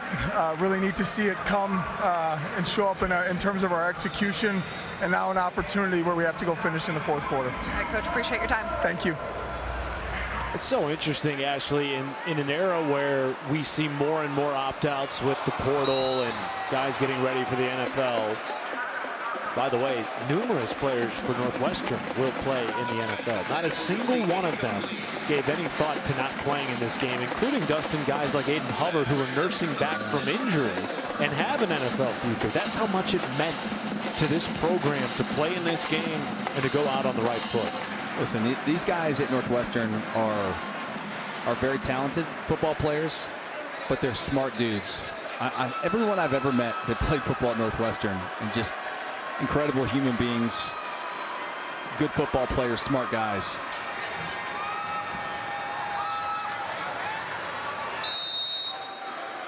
Caleb Komalafe, a young man who perhaps has an NFL future in the distance.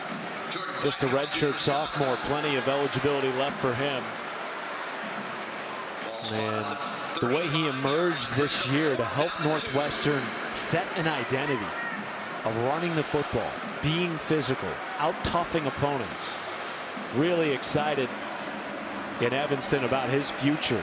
And now 4th down and 2 for Preston Stone and company. Got to imagine Komalafe is going to get this football.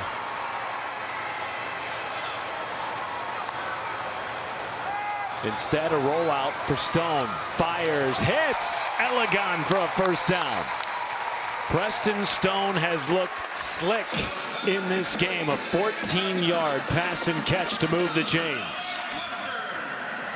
That's a big-time throw. Big-time catch on 4th and about 2. Rolling away, delivers the football in stride. I'll tell you what, too. I mean, Elegon has really come on late in the season for the Wildcats. I like this young man's potential. I think he's got a chance to be a good player. Just a sophomore.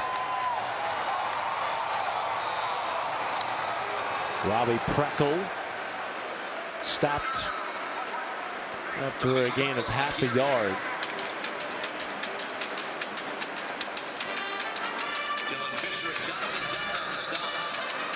Elegon 6'4".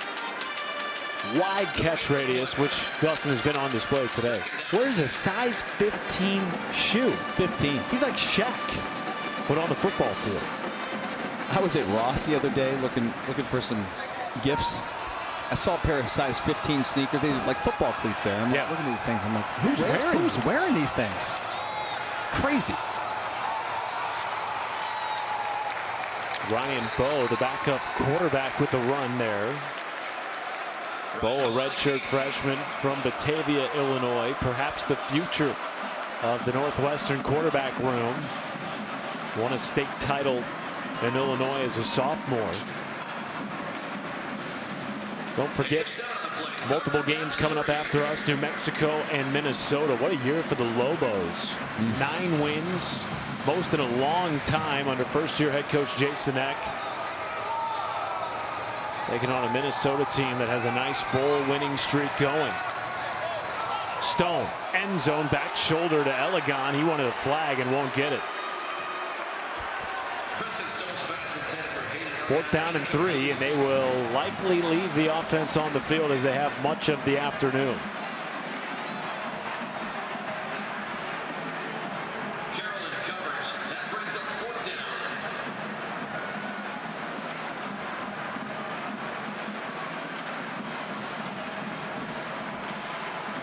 Well, I promise you, if they're going to throw the football, it's going to go to either number 80 or number 17. And if they're not open, it's going to go to 10. Will be a career-high day with 10 catches. End zone shot. They did go to number 10, Amarazi, and it's incomplete. Brennan Diaz-Fernandez with the breakup. And Central Michigan's offense will come back onto the field. Media. When we return from Detroit, 34-0 lead for Northwestern.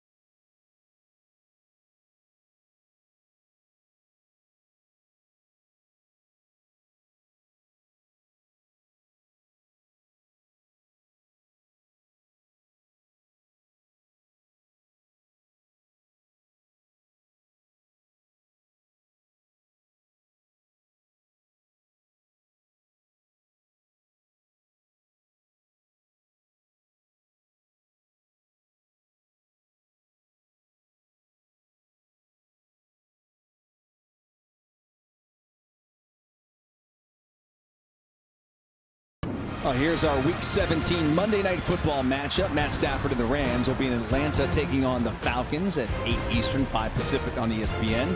ESPN Deportes and the ESPN app with another data-driven telecast on ESPN2. Coverage kicks off with Scott Van Pelt and the Monday Night Countdown crew at a special time of 5:30 Eastern. Well, the Rams lost a wacky game last week to Seattle, didn't they? That was insane.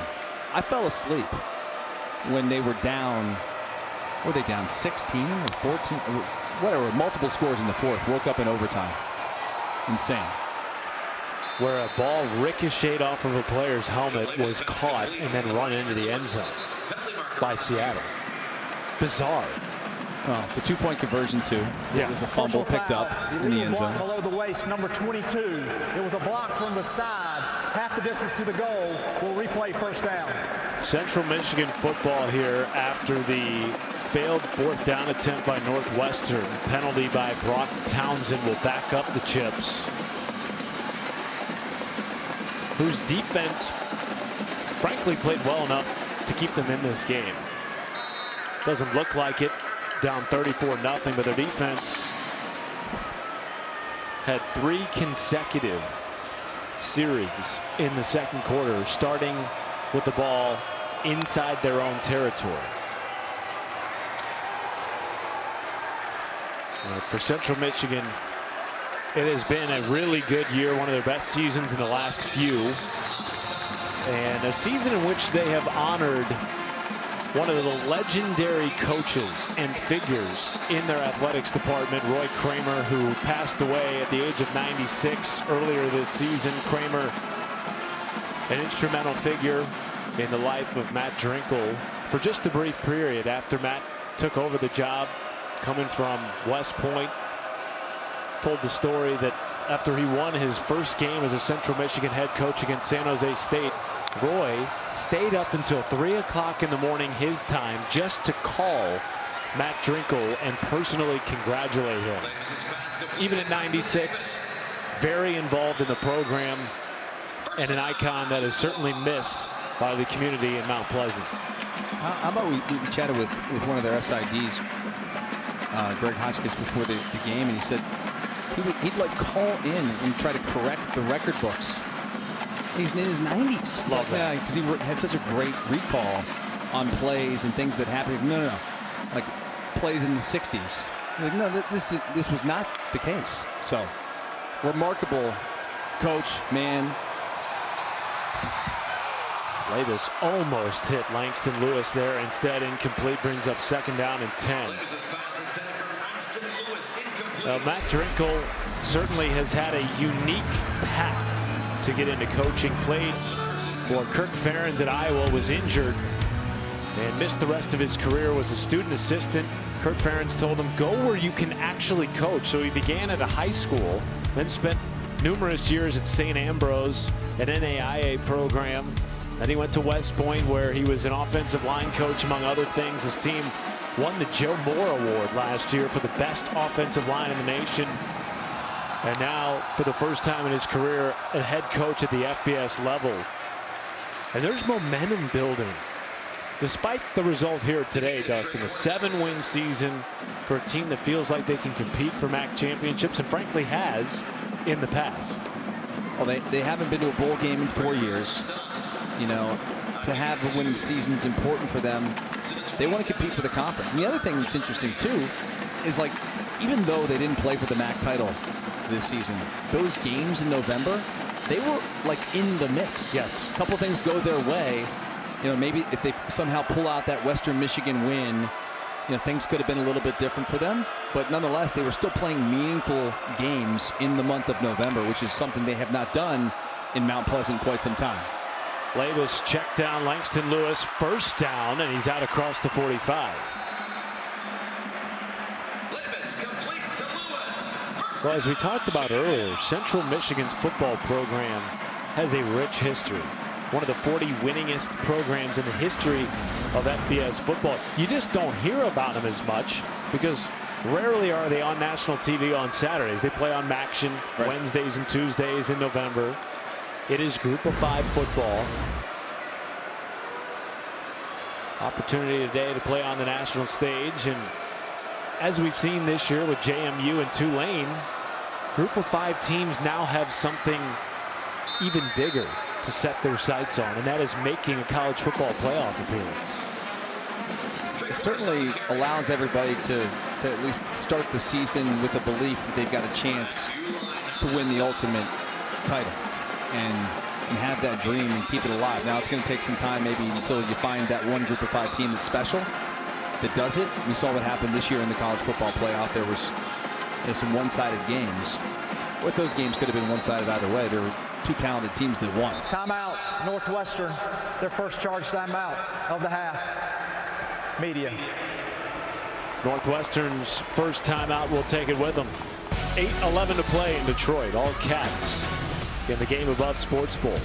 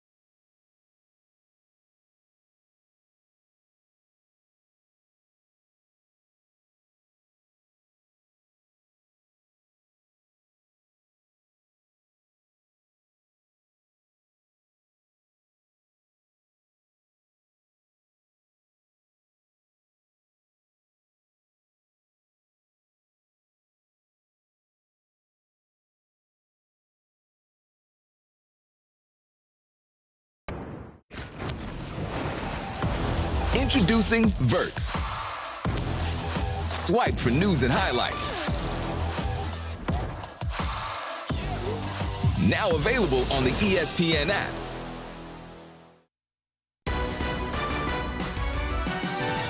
The GameAbove Sports Bowl is brought to you by GameAbove Sports. Bring forth greatness. Northwestern will win its 6th consecutive bowl game today. One of the longest active streaks in the country, thanks in large part to Preston Stone. Hugs all around on the NU sideline. His collegiate career will come to a close today, as with so many of the young man playing in this game. Both sides of the football, Northwestern and Central Michigan, with dozens of seniors and grads. As Trey Cornish bounces it outside, the Tulane transfer still with some eligibility left. They're excited about his future in Mount Pleasant and extends the drive. That's really been one of the most explosive plays we've seen thus far for Central Michigan, Matt. A little too late. Lost his shoe at the end of that run. Joe Lavis playing in his final college game as well. Hands it off to Brock Townsend. Braden Bruss with the tackle. Brock Townsend on the carry. Braden Bruss on the stop. A gain of 2 to the 24. Second down and 8.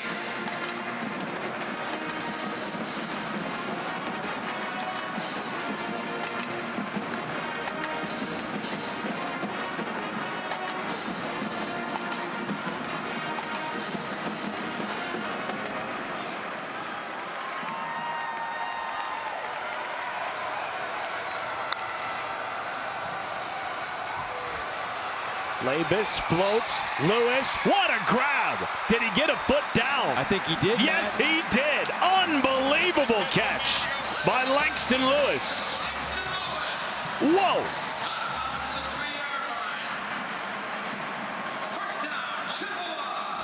Such an acrobatic, athletic play by Lewis. Wow. How does he get that 1 foot down, Matt? Unbelievable athleticism by Lewis. Some oohs and ahs in the crowd here at Ford Field. Yeah, that was great. Young man who's finally healthy. Last 2 seasons been injury riddled. Just 5 games played for Lewis over the first 3 seasons of his collegiate career. It's their first timeout. Central Michigan will burn a timeout. 30 seconds in length. Correction, medium. But you can see what he can do when finally healthy. A 3rd-team All-MAC recipient with a ridiculous catch. Timeout.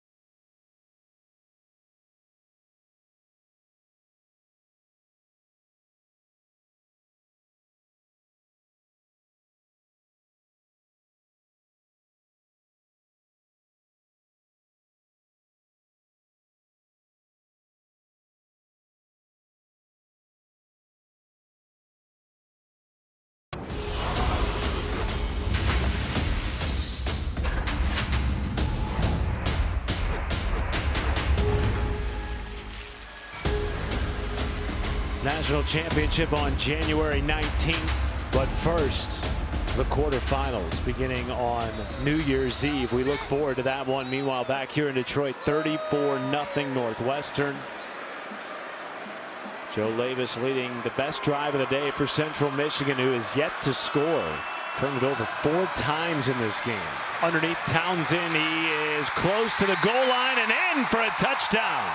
And the Chips finally score in the GameAbove Sports Bowl. 4th career touchdown for Brock Townsend.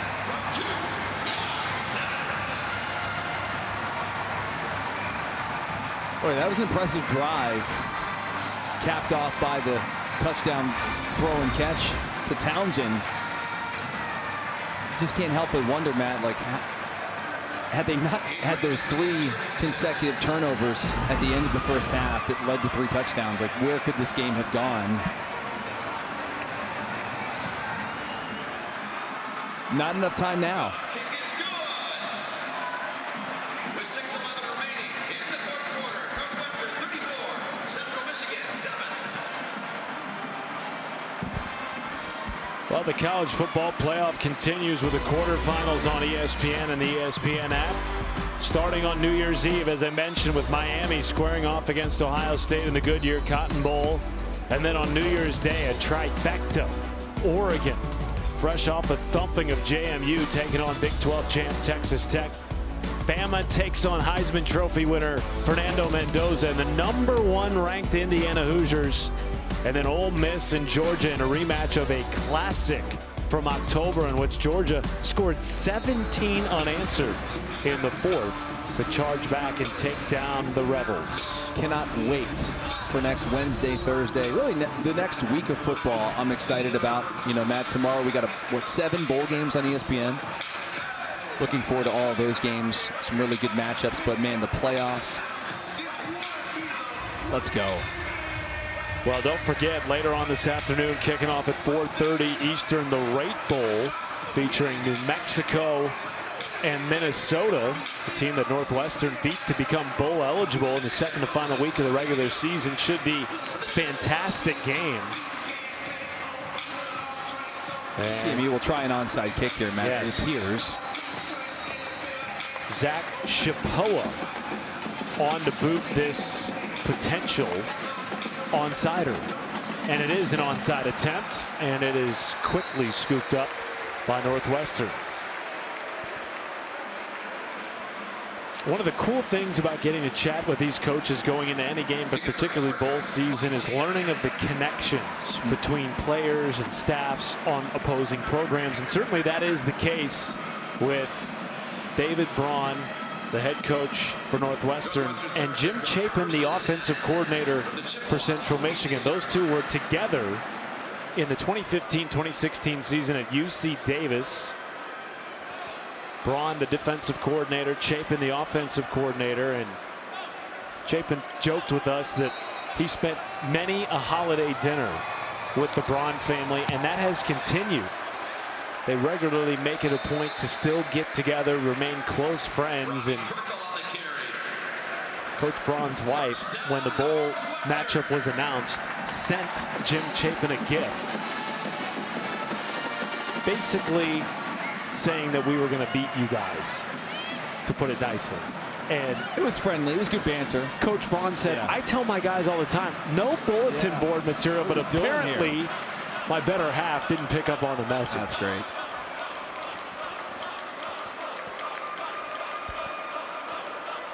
Ryan Bowe in at quarterback. Gives it to Robbie Preckle. What a story he was this year for Northwestern. Came to campus as a tight end. Coach Braun really didn't want to give him a scholarship, he told us, to put it bluntly. But he balled out in their senior camp going into his final year of high school football and sort of forced the coaching staff's hand. Like, this is a kid you cannot pass up because of how good he is. Well, he's a football player, Matt, first and foremost. I mean, this guy could probably play numerous positions on the field. The fact that they were able to, move him around a little bit and had a chance potentially to be the starting tailback for this game is pretty wild.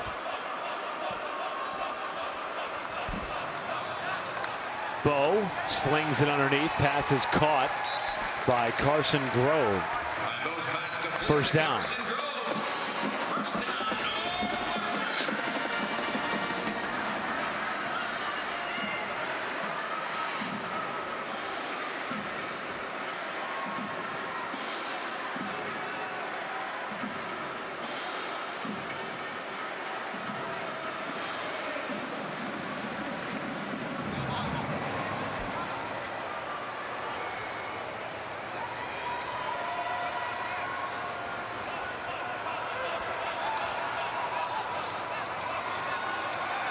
Bowe backing up, floats it to the end zone. Contact downfield. Dakota Cochran in coverage.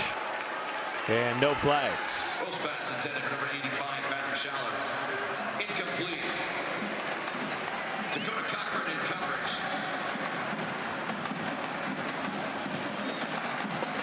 Second down and 10.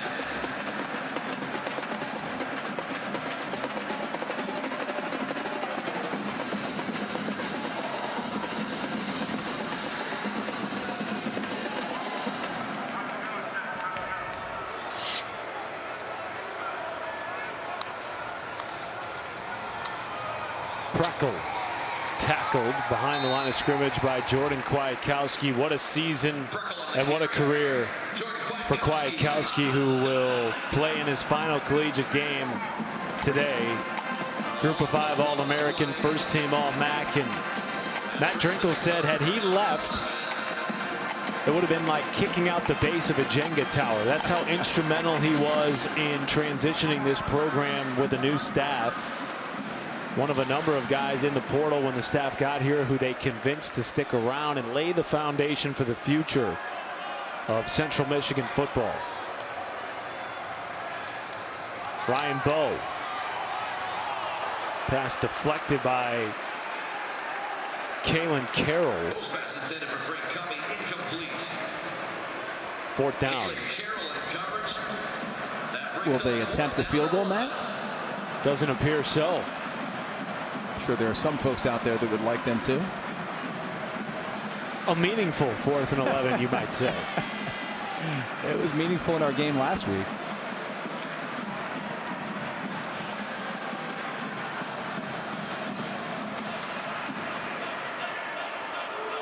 Backup quarterback Ryan Bowe trying to convert on 4th down and 11. Central Michigan drops 8. They got home and the pass is intercepted. Kalen Carroll with the pick. And they finally got the turnover they so desperately needed, but earlier in the game. A 13-game streak continues. Longest in 25 years for Central Michigan. A turnover in every game this year for the Chips. Now Bowe's just trying to make a play. There's pressure on the outside. I mean, if the pressure gets there, it could have been a sack fumble.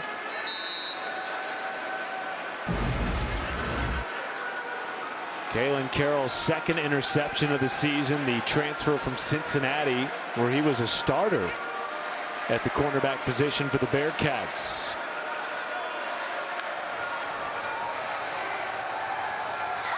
Labus complete to McIntosh. Labus pass complete to Tommy McIntosh. Big roll on the stop. A gain of 5 to the 15. Second down and 5.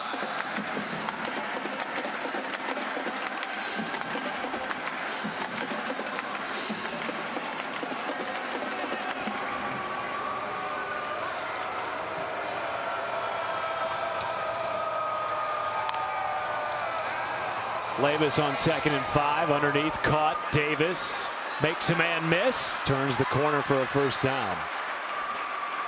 If this is the last football we ever see out of Joe Labus, the 5th-year senior from Brecksville, Ohio, it has been an inspirational career for a young man that began it at Iowa, dealt with injuries, including a shoulder surgery this past offseason.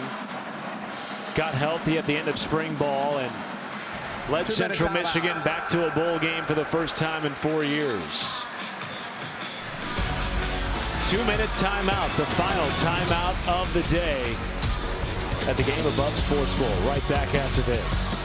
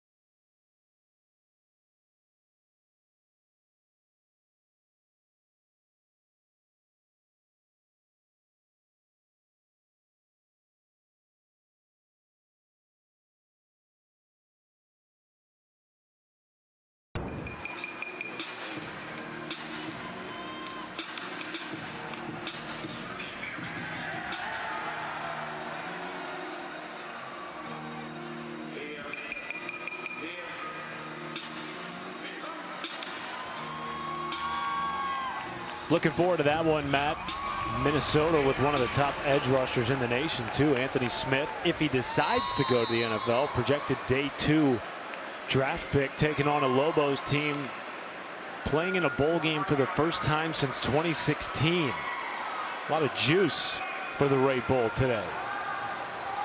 Coming up at 4:30 right here on ESPN. Joe Labus under pressure, got cracked. And that's going to draw a flag. I think they get Tyler Gant, 54. Personal foul, roughing the passer. Defense number 54, full body weight down on the quarterback. That's a 15-yard penalty and an automatic first down. Well, that'll help out the Chippewas. Case of making this a little closer. Which some are very invested in.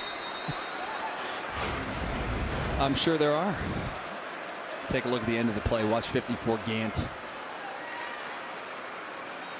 I bet Labus is glad that we're not outside right now. The climate-controlled dome late December is a nice touch. Here's McIntosh. Pretty crucial for a day after Christmas where it's in the mid-30s and potential ice storm outside.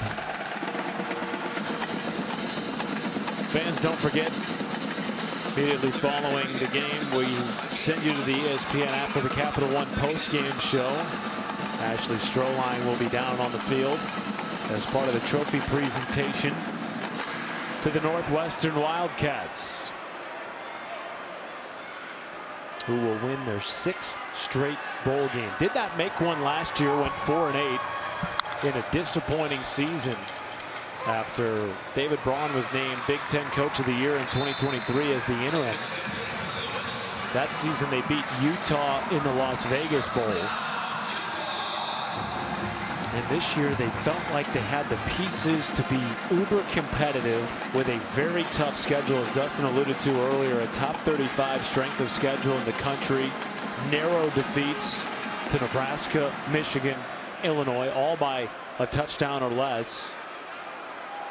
Could very well have ended up a 9 or 10 win team this year. Certainly motivation going into the offseason in Evanston. First down and 10 for Labus. Almost sacked, evading pressure and run out of bounds for a loss. Time now for today's Capital One Player of the Game. With that, we go inside the foxhole, and simply put, let's put Griffin Wilde in the foxhole, because I would love to go to battle with this young man. He's a war daddy, Matt, on the outside. The transfer from South Dakota State comes up to the FBS level and tore it up this year. Tore it up today, too, to be exact. 10 for 97, 2 touchdowns. They tried to double cover him numerous times. It's really difficult because he's big, he's physical, and he catches everything. And he is our foxhole / MVP today.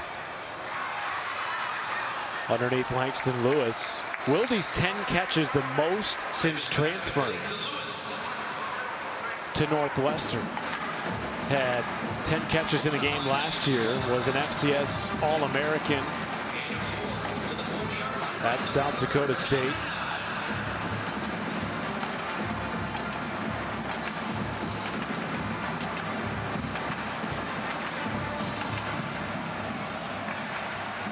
Final seconds of Joe Labus's career, and so many others on this Central Michigan team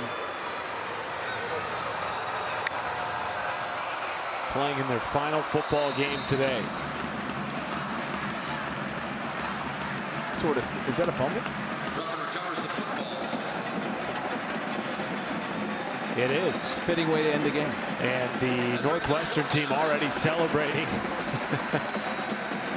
Oh, hang on a second. That was a fumble. Yeah, it was a fumble. The clock's going. And the refs are going to let this one run out. Somewhat of a bizarre and anticlimactic end to the GameAbove Sports Bowl, which was dominated by Northwestern. Multiple turnovers in the game, and David Braun sends his seniors out with their 7th win of the year and their 6th straight bowl victory.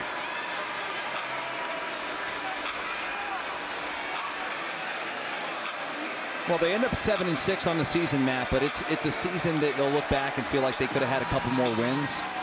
Games that were really close. One score. I mean, 3 games, Big Ten Conference games that were decided by 1 score, including that Michigan loss that was devastating for them in the middle of the year. But nonetheless, they're very happy to get this victory. It means something to them, something to build some momentum on, Matt, as they go into next season. And I really like David Braun and the job he's done. And I like the way he changed his philosophy this year from last year, which was really his first year. We'll see what they decide to do at quarterback, but boy, they've got some players now. Ashley is standing by with David Braun. Ashley. Well, Coach Braun, how satisfying is it to end the season with a win today in this bowl game? Yeah, just so happy for our seniors. Credit to Coach Drinkle and Central Michigan. That's a really good football team. He's done an incredible job in his first year. And, you know, we set out to make sure that we finish what we started for these seniors, for this football team. The preparation that our guys put in, awesome to see it come to fruition today and result in a bowl championship. When you have a team like this that's dedicated, that wants to play, that gets the win, how does this build momentum for next year? You know, it builds momentum for next year, and it also shows that you can win with culture. You can win with team in a you know, ever-changing, you know, world of college football. This stuff still matters, and the fabric of a team still matters. And you know, I think more than anything else, this group showed that togetherness, putting the team over self, you know, it wins. And so happy to see this group go out on top. All right, Coach, congrats on the win. Thank you so much. Thank you, Ashley. Thank you, Coach. What a season ender for the Northwestern Wildcats. A team that certainly has a lot of promise going into this offseason, expecting to build on this and be a contender in the Big Ten as they were a couple of years ago. And what a season for us, partner. Enjoyed it. Dustin Fox. Partner. Likewise. Great year, buddy. Statistician Brett Bissell, our spotter Rich Gaynor, producer Stotts Hall, director Eric Swearinger. For Ashley Stroline as well, I'm Matt Schumacher saying Merry Christmas from Detroit. We send you to the Rate Bowl with Mike Monaco, Kirk Morrison, and Don Davenport.